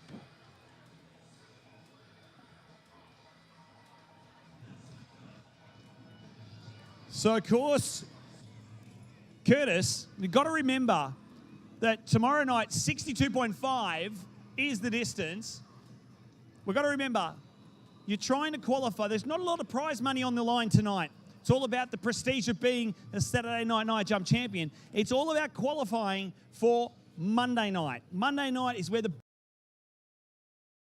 However, we've got 6 skiers in tomorrow night, and it's only the longest jump of the first round qualifies you for Monday. Put a big jump out there because he knows that the 6 guys tomorrow night are going to be chasing him down. Yeah, 62.5 is the sort of distance where it might be a little bit of a nervous wait for Paul. We'd love to sort of end that conversation now, bang off something like he did during the day, 64, 65 even. And he, you know, this guy's a confident skier out there. So I think the latest cut we saw of the tournament was him on jump number 1 and day jump. He's a seriously tough, tenacious competitor out of France. Getting ready as we look down towards the Melbourne City skyline. The roar of the big 6.2 litre GM Marine engine should be humming now as it comes into course. And Pole Deployment Fribourg has one last attempt. I see the headlights. I see Pole edging out now to the Alexander Park Garden side. Can he push up into the mid-60s? The big strapping Frenchman. He turns now. This is late here from Pole. He's got all the speed in the world. He flies off the ramp. Oh, not as far. He missed his kick. He sort of folded like a lawn chair off the top of the ramp and lost some valuable distance. Yeah, just wasn't quite where he wanted to be on that third jump. You see him bank back towards the boat, lost that direction, which we saw, which doesn't. That 6.2 litre engine just launches you off that ramp if you're in the right position. If you're a little bit back on your heels or not quite keeping your direction through the ramp, it does like to spit you out. So 62.5 is the score from Pole. 2 skiers left, though. Yeah, and 2 skiers with a bit of a point to prove, Jared, because they're great jumpers. They've certainly got the creds, but they've missed out on the jump final. So this is really their last chance to make their mark in the jump event on the Yarra River. And I think that tends to lend itself to some exciting jumping, big jumping, when you go out there with a bit of a chip on your shoulder. Yep, they are going to want to go late as they can. As he heads on down under the Melbourne city skyline, Melbourne, give him a wave, give him a cheer. He is a super talent in the overall. Eduardo Morenzi.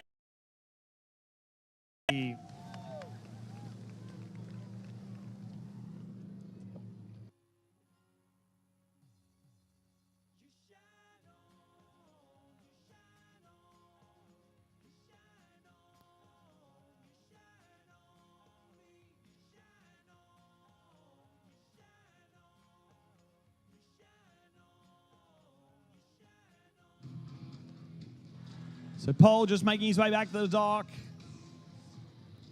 If Mark Lauder knew how to drive a tinny, we'd be all right. We'd have him back here already. Pole 62.5 metres, mate. What an effort. This crowd was going absolutely berserk for you. 62.5. That's going to be your qualifying score for tomorrow night. Must feel pretty good out there, does it? And it's the atmosphere. And thank you, Melbourne crowd. Thank you. Is this what makes you keep coming? Your first year last year?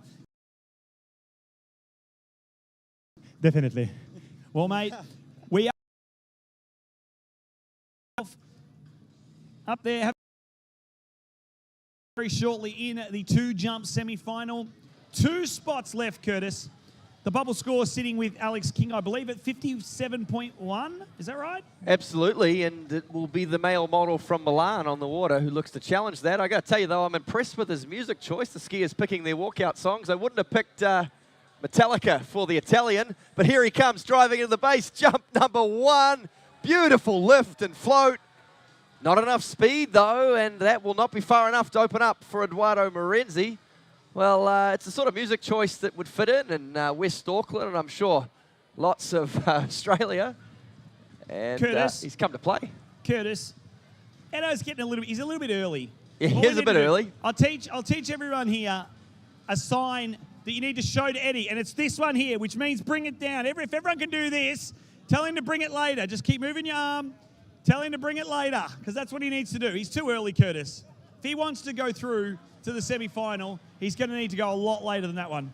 Absolutely. For those of you who might not know what too early means, if you're just watching water ski jumping the first time, of course, a huge component is the speed you carry into the ramp. And to have maximum speed, you need to be working hard, very hard, all the way into the base of the ramp. And to do that and not miss the ramp, you have to leave your cut for the ramp as late as possible. So we're looking for these skiers to generate maximum speed. A big jump, you're going to be traveling upwards of 100 kilometers an hour to the base of the ramp. Because Edo was a bit early, he didn't have to work all that hard to get on at the end. He was probably going only in the ballpark about 80 kilometers. A little pedestrian, really, from the Italian. So we've lifted the speed limit restrictions, and we'd like to see him go a little bit faster, a little bit harder here on jumps 2 and 3. I'll tell you what, Curtis, looking down here, next skier on the water is going to be Tobias Georges. You'd think, you're coming around the world, you're coming to MOOMBA, you'd spend a little bit of money on your equipment. Have a look.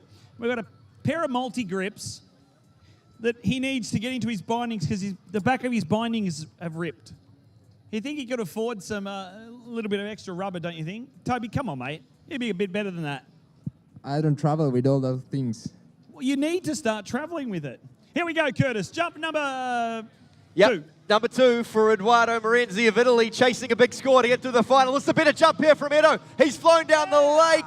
That's going to be close. He needs 57.1 to push the Kiwi out of the semi-final. Too close to call from my vantage, Jared. Don't think so. I hope you're right. I don't As a think one-eyed so. Kiwi fan, I hope you're right. I'm nervous, though. I know your father's going to go berserk if Alex King gets through to the semi-final. I don't think it is. 57.1. If you look under our big screen, there is a Splash Eye scoreboard underneath there. That's where the distance comes up. That's where we read it from. Well, you've come out right, Jared, and I am happy about it. 56.1, so he's 1 metre short, just a metre. He's flown, what is it, the length of an AFL circle, we calling it? And he's come up a metre short, a mere 100 centimetres. So one more jump here for the Italian, the pressure mounting on his shoulders.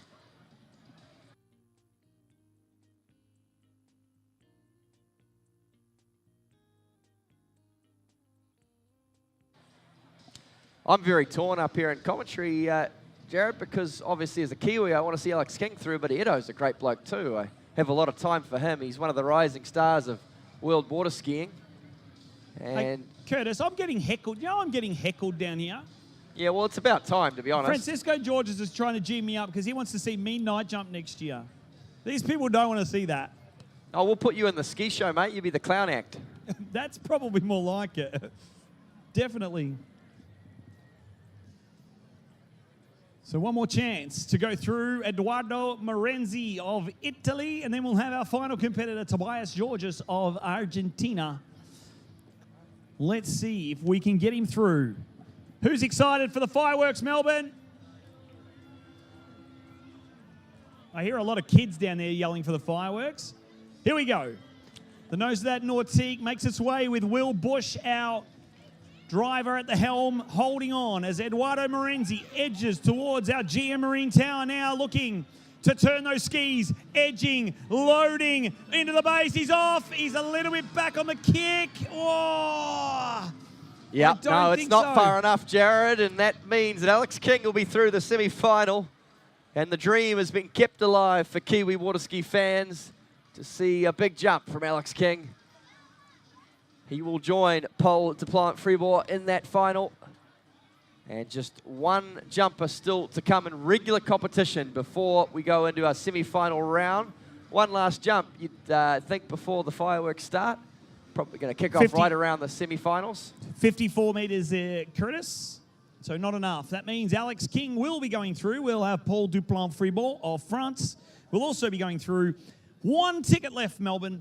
One ticket in the semi-final. Our final competitor is about to tackle this MOOMBA Masters jump. He is from Argentina. He is an overall specialist competing in slalom, trek, and jump. He will be out to perform for us tomorrow in the trek event. Ladies and gentlemen, please make him welcome our final competitor from Argentina, Tobias Georges.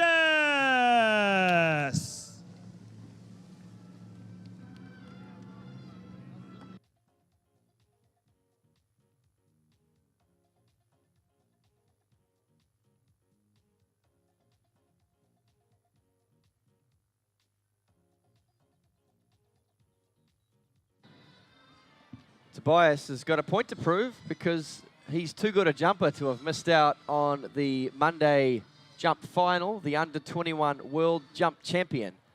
Best under-21 jumper in the world right now. And he did not make that final. He was last out, only narrowly pushed him out of the jump final. Competition, the regular competition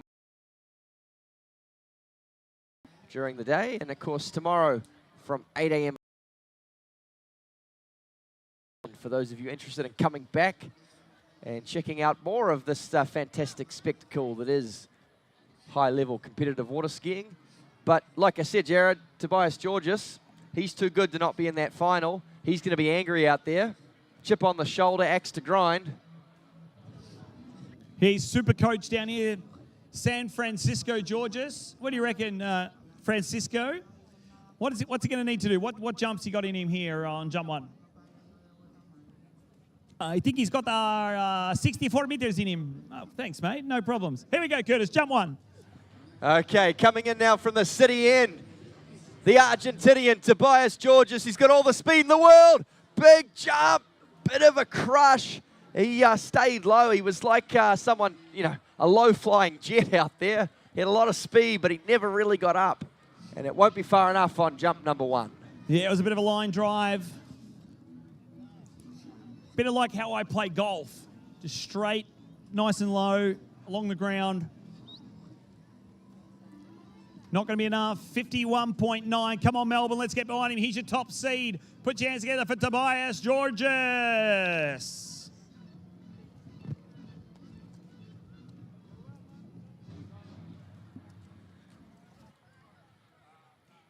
Yep. Mr. King, Mr. King, Mr. King, you're through to the semi-final. 2 jumps coming up. You didn't think you were going to make it through, but you have. You get to go out there again. You're going to make any adjustments to the first round? Maybe a little later, but it was pretty good. So a little bit later, more speed in the turn. Who you got coaching you? Someone down there at the tower, or are they going to be here on the dock? Yeah, Duncan and Sanch are both down there watching at the tower, so a bit of help. Get a bit of help? Well, do you reckon this Melbourne crowd might be able to give you the help too if they get you to go a little bit later? Oh, yeah, that's exactly what we feed off, so that's the most help for sure. There you go. Get later. Fireworks almost ready to go. They will be going off at 9 o'clock. 8 minutes. 8 minutes. And we're getting ready to bring Tobias Georges. Far enough on jump number 1. He needs more than 56.1 meters to make it through to the semi-final. He's capable of so much more. Regularly jumps in excess of 200 feet, does the Argentinian. As he cuts across now the Alexander Park Garden side. How late dare he leave it past that GM Marine Tower? This looks to be a serious approach from the Argentinian. Comes off the top. Beautiful jump. And he will be through to the semi-final. Yep, he is through. Punching his ticket into the semi-final. Tobias Georges with 1 jump to come. Probably there just inched ahead of Alex King, although it'll be close. Of course, seeding to play for in the 2-jump final. But I think he's done enough to inch ahead of the Kiwi. So 57.1 is the score that we saw from Alex King. But what is this distance? 57.7 puts him into second place there, Curtis. So there you go. 3 skiers through. We're going to have France, New Zealand, and Argentina all represented in the semi-final. Now, this last jump, Jared, quite significant because, like you said earlier, these boys are also looking to qualify for the Monday night jump. Not a lot of prize money up tonight, but Monday night, that is where the real coin is to be made. And it comes down round. He knows the 6 skiers in Sunday night jump still to come, so he's chasing a score in the mid-60s. Well, if he wants to ski Monday, he needs. Yeah, well, he's not in Monday and day jump, so he's better be there in night jump. Just looking down here at Alex King getting ready. A lot of people also messaging about the skis. Usually jump skis are roughly, usually on pro men's, are about 88 to 94 inches long. Yeah, well, I'm not sure quite what an inch is, Jared. What's that, about 2 meters? Yeah, something like that. And they got really super tight bindings. So they're rubber bindings that we use standard dishwashing liquid, put inside just to be able to slip your feet in because they are super tight. You can only last about 6 minutes in them before your feet start to go numb. But here we go. Jump number 2. Third and final for the Argentinian, chasing a berth in the all-important Monday night jump. He's got the speed, comes off the top on his heels, and 57.7 will remain his best effort. So the order's set, Jared. It'll be the Kiwi, Alex King, first up in the 2-jump semi-final, followed by the Argentinian Tobias Georges, and your top seed, who else but the electric Frenchman, Paul Dupont-Fribourg. Well, he's definitely the hot favourite tonight. He's the crowd favourite as well. So that means now we're into the semi-finals. we said, 3 skiers. They will all only have 2 jumps, 2 attempts at our GM Marine jump ramp. The 2 longest jumps will go to a 1 jump only final round, a jump off. It is as simple as that. Melbourne, let's see if we can give this guy a huge round of applause. He loves long walks on the beach, stamp collecting, and also water ski jumping. Put your hands together, please.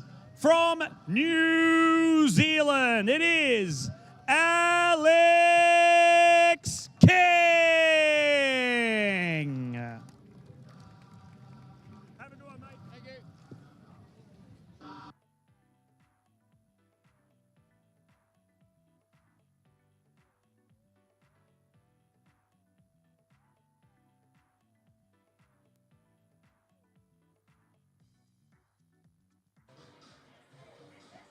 Well, you're going to get me emotional up here, Jared. We got some Dave Dobbin coming over the PA. And the hopes and dreams of Kiwi water ski fans, many of whom have made the trip over the ditch here to watch on site at the MOOMBA Masters, and many more tuning in on the live webcast, are pinned on this young man, Alex King, a real battler, a journeyman. He's been there year in, year out. The distances, the performance often have not come his way, but he's come out with a smile on his face. He's, well, he's the busiest, hard-working coach in New Zealand, and we would all love to see Alex King jump that distance that he has in his potential. He's such a good jumper, such great technique. Can he find it here in the 2-jump semi-final, the elusive big score that's been in the back pocket all these years? I think we need to find out where Team New Zealand, where are we, Team New Zealand? Not many of them left, Curtis, I think. I think they've all gone to bed. It might be a bit late. Well, they're a back in New humble, Zealand. modest bunch, the New Zealanders. They don't like to self-congratulate so much. But they'll be here all, I'm sure, cheering on Alex King as he roars into course for the first of his 2 attempts. It gets trickier, of course, just the 2 attempts here in the semi-final. The Kiwi now turns, sets himself for the ramp. He's building in speed. He comes off the top on his heels, but still up in the mid-50s to start for Alex King. Yeah, nice start. Don't quite think it's going to be where he wants to be. He's going to want to be a little bit later. Bring it down a fraction on the 600-foot buoy down the other end of the course, but still a solid first jump. Gets himself over. We'll start to now look at what he needs to change. We'll have a look at the coach and go, all right, this is what we need to change. Go a little bit further here on jump 2 of 2. 55.1 meters there, Curtis. Yeah, look, the good news for Alex is I think he's found his spot. He struggled to be late enough through most of his jumps, both in day jumping and qualifying round, but there he's found himself a really good spot. And if he can just make some minor technical adjustments, we'll see him push up close to 60 meters. This kid, he's out of Hokitika. It's one of the smallest towns in New Zealand, one of the most isolated areas in the entire country. And what a story it is for him to rise to the top of world water ski jumping.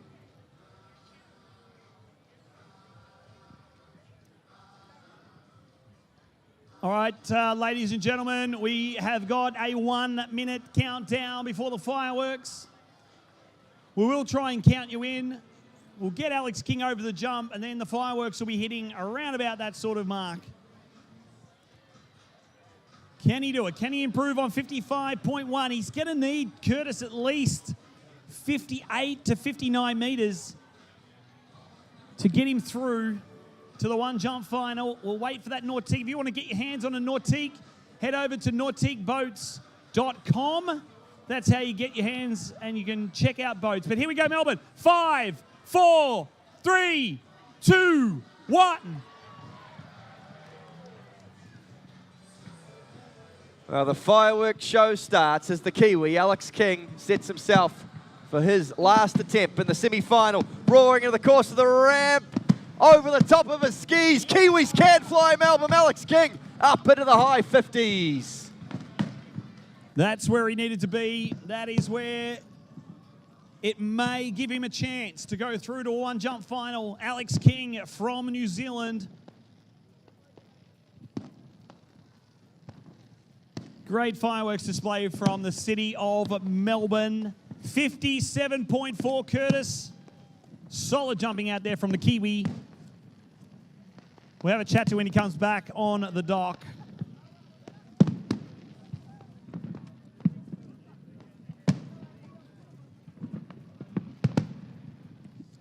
As we go now to our second competitor in the semi-final. He loves collecting cars. He's got a Lamborghini Urus, a couple of Ferraris back home in Argentina.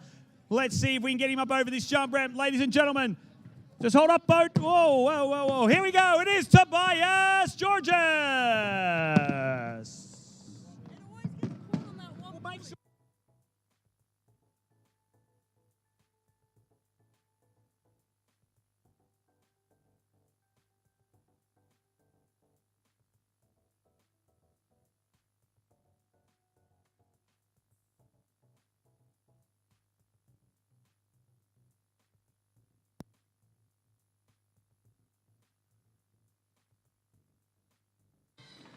Yeah, we'll talk about a contrast in backgrounds. Jared, you've got Tobias Georges on the water, who, according to you, is a collector of luxury vehicles. And Alex King, who just went out, who, son of the local hardware store owner in Hokitika, who had to sell a few extra chainsaws to get Alex the coaching he needed. Hey, Alex, what do we go? 57.4, mate. Solid. If you looked a much nicer approach on that like that second jump. Is it going to be enough to get you through the final, though? Oh, I don't think so. I certainly had the speed in that round, just left too much on the ramp. And You just missed that direction, didn't you? Just missed that kick a little bit. Must feel pretty good, though. You got to jump under the fireworks. yeah, it's super fun. Love MOOMBA every year, and that's why I keep coming back. So, Well, mate, we'll wait and see if you're going to go through to the one jump final. Here we go. Jump number 1 from Argentina, and it is Tobias Georges. Let's see if he can go more than 57.4 and punch his ticket in to the one. Launching, and it's not enough on jump 1 there, Curtis. Not enough. He had some speed, but unfortunately the skis split out on him there. He almost did the splits on the jump ramp, and he never got much height. And the dream was still alive for the Kiwis and Alex King, as Tobias Georges chases a score of 57.4 to make it through to the one jump final.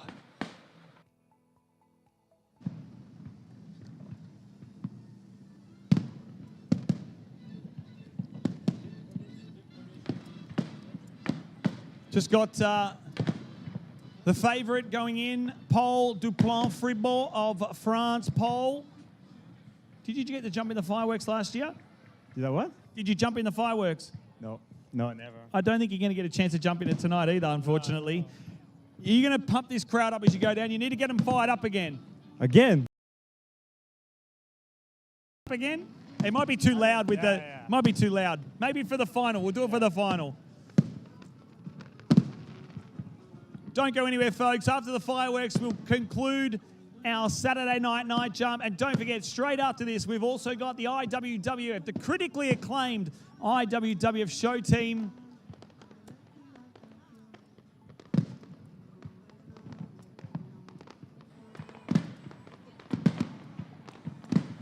Yep, just waiting on confirmation, but in just a few seconds, any old tick of the clock, we should have Tobias Georges back in from the Melbourne City Inn, jumping under the fireworks as we build towards a climax. What a fantastic fireworks show the City of Melbourne has put on once again here.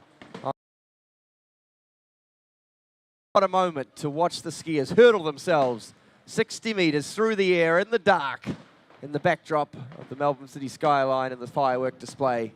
Pyrotechnics on and off the water as Tobias Georges cuts out wide, looking to generate as much speed as possible. One of the toughest things to do in the entire sport. He's got all kinds of speed. He comes off the top of the ramp. It's a line drive again. I don't think he's done it. It's going to be close. But to me, it looks like Alex King may have punched his way through to the one jump final. I could be a one-eyed biased Kiwi water ski fan, and we'll wait on the official call. No, don't even worry about the official score, Curtis. We are going to see final, our Saturday night jump. It is not going to be enough. It's not going to be 57.4, 55.1. Going through. He's going to be up against the hot favourite, though. I tell you what, this guy can get something over this next jump. I reckon we can see 65 metres out of Paul Duplan free ball.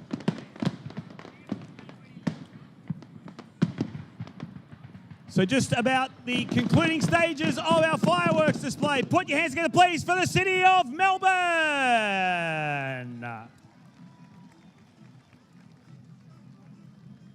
And while you're at it, keep those applause going because we have our final competitor in the semi-final. It is Paul Duplan Freeboard.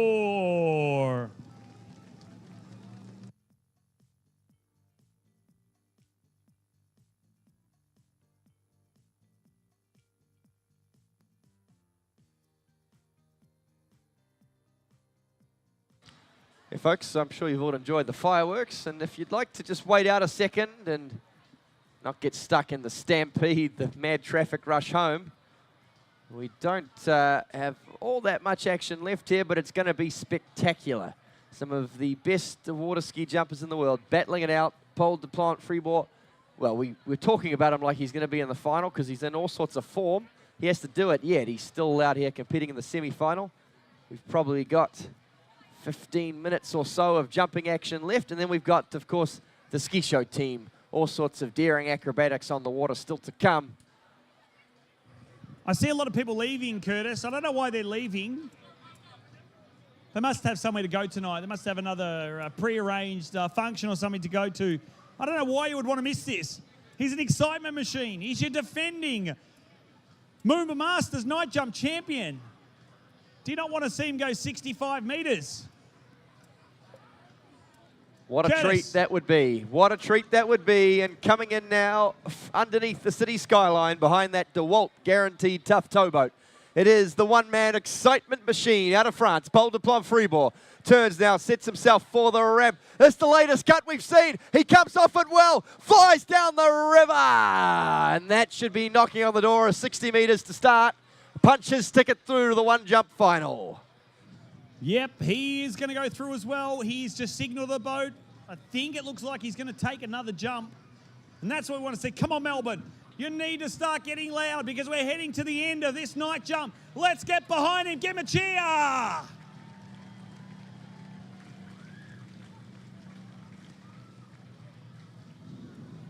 $58.5 on jump number one.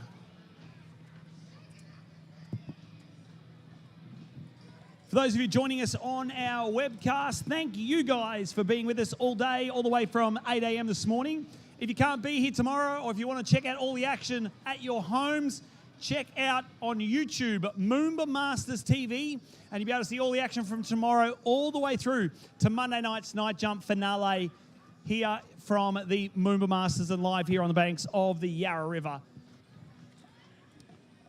One jump to come. Yeah, look, I've got a smile from grin to grin because, look, it's taking up my entire face because my two favourite skiers in this field have made it through to the one-jump final. The Kiwi, Alex King, and Paul Duplan Freeboard, who jib. He came and actually trained at my place in New Zealand this week, building up to the event. And he's got one more jump to come. He's obviously through to the final. He's top seed, but he's just eating up the atmosphere, and he'd like to get some training in, I suppose. Feel out conditions before the final. Well, Curtis, here he comes. Let's start that clap, Melbourne. Let's go. Clap, clap, clap, clap. Build it all the way up as he heads towards it. Can he kick it? Can we see a 60-metre jump again? Edging, launching, a bit. Not quite 60 metres, but still a solid effort out there from Paul Duplan Freeboard of France. Yeah, good work from him, getting a feel for it out there. But it all comes down to this one-jump shootout, and obviously Paul will be the odds-on favourite. He's jumped very well throughout the course of this Saturday here at the MOOMBA Masters. But it gets tricky, Jared, when you come down to just one jump out there. Anything can happen. You can't pass. You can't risk going too late out there. So it's, geez, yeah, the Kiwis in with a fighting chance. That's all I have to say. And I think it is going to be a fighting chance here. I think we've just seen in that semi-final similar sort of numbers. If Alex can kick off something big here. It means New Zealand, you need to start getting loud. Team New Zealand need to start getting fired up because for the final time tonight, we are in to a one jump only final round. It comes down to this. Put your hands together, Melbourne, for the last time. He's from New Zealand. It is Alex King.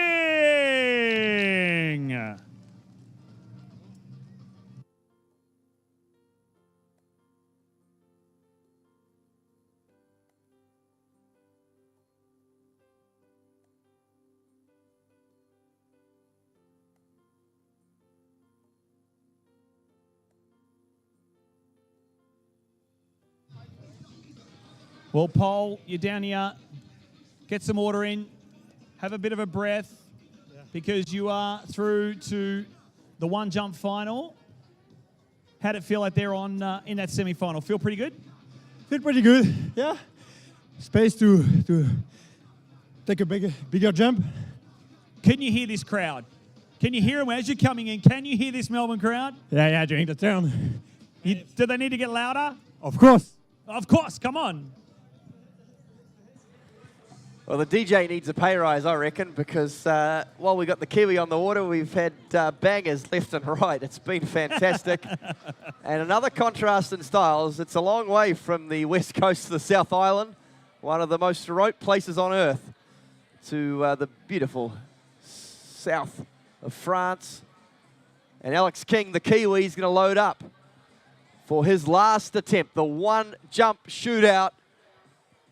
That danger profile just rises. You've got no chance to pass. You have to take the jump. What can the Kiwi pull out for us? Let's get behind him, Melbourne. Let's will him on. We want the young man here to boot on a big jump. It's a good one. He's back on his heels. It's going to be in the mid-50s. He's missed out, though, Alex King. He'll be kicking himself. He couldn't get up over his skis.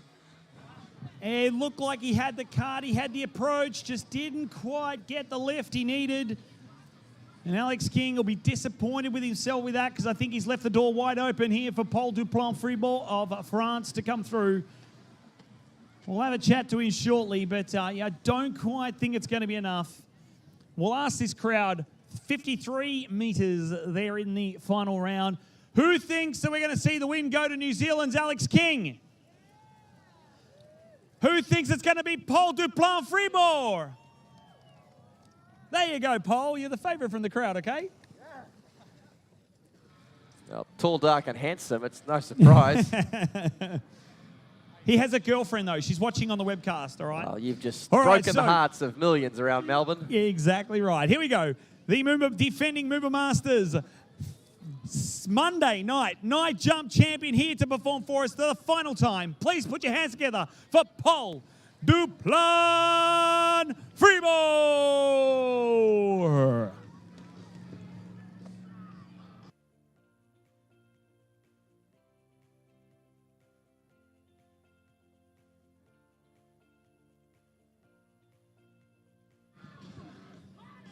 Alex, mate, you had the cut, you had the approach, just didn't get your legs, mate. You've left the door wide open for him there, 53 metres. Yeah, I mean, he doesn't even have to get his legs on this. He'll do it through just literally speed. But I mean, it'd have to take something pretty drastic for him not to. He's pretty fired up. Got to feel pretty good, though. You've come out here tonight, performed, you made it through to the final. What's the plans from here? Yeah, that was fun. I had disappointing in the day. I was pretty upset with it. And I just had a lot of fun tonight. So to get through to the final was really cool. And then Oceania's in 2 weeks, so back home and back over the ramp, back into training. Well, that's what we want to see. What do you got to say to this Melbourne crowd? Thanks for coming out. It was fun. Ladies and gentlemen, put your hands together, please, for Alex King from New Zealand. He may be the winner, but I think we want to see this guy here jump 60. Do we want to see a 60-metre jump, Melbourne? So, if you want to see it, let's get him pumped up. Let's get him loud. Let's get as loud as you can for this final jump of night jump here on a Saturday night. Paul Duplan-Fribourg of France. Edging, looking now. Start that clap, get that cheer going. He's going to feel that energy. He's going to aim for the ramp. He's going to launch. He's off. There you go, Melbourne. Your 2025 Saturday night jump champion goes to Paul Duplan Freeboard. A deserving winner, the young man. He's been in all kinds of form, and he was angry. He was jumping here on Saturday night. He felt he deserved a Sunday night berth, and I think he sent a message to the organisers as he takes home the title as expected. 60 metres from Paul Duplan Freeboard. What a finish, Melbourne. We'll have a chat with your winner, I'm sure, in just a few seconds, but stick around because we still have the ski show to come. Cannot wait, though, Jared, to hear from the ecstatic young Paul. Big thank you to Will Bush, our boat driver, and I've got to say, he's done pretty well tonight. Shane Coulter, our boat crew tonight. Our course crew are going to flip the course out. We'll hand you over to the IWWF show ski team. But Paul Duplan Freeboard, come over here, mate. You've won Saturday night. The crowd got behind you. You jumped 60 metres. You can't ask for much more than that, can you? I want to ask for clapping. You want to do another clap? Because the first one was shy, you know. Okay, you want to do one more clap? Yeah. All right, here we go, Melbourne. The winner wants you to do a clap. Okay, Ready? We start slowly and finish hard. Come on. You can do what you like. You've won. One. Thank you, Mabel Crown. Woo! Woo! Woo! Thank you. Woo. Let's go. Oh! Thank you. Put your hands together, guys. Paul Duplan Freeboard, your Saturday night jump champion. Well done, mate. Thank you. What's the plan? We're going to use this intentionally. Let's fingers crossed. This crowd, we want to see you there, mate. We want to see you through to Monday's final. 62.5 is going to be your qualifying score. Do you think it's enough to get you through?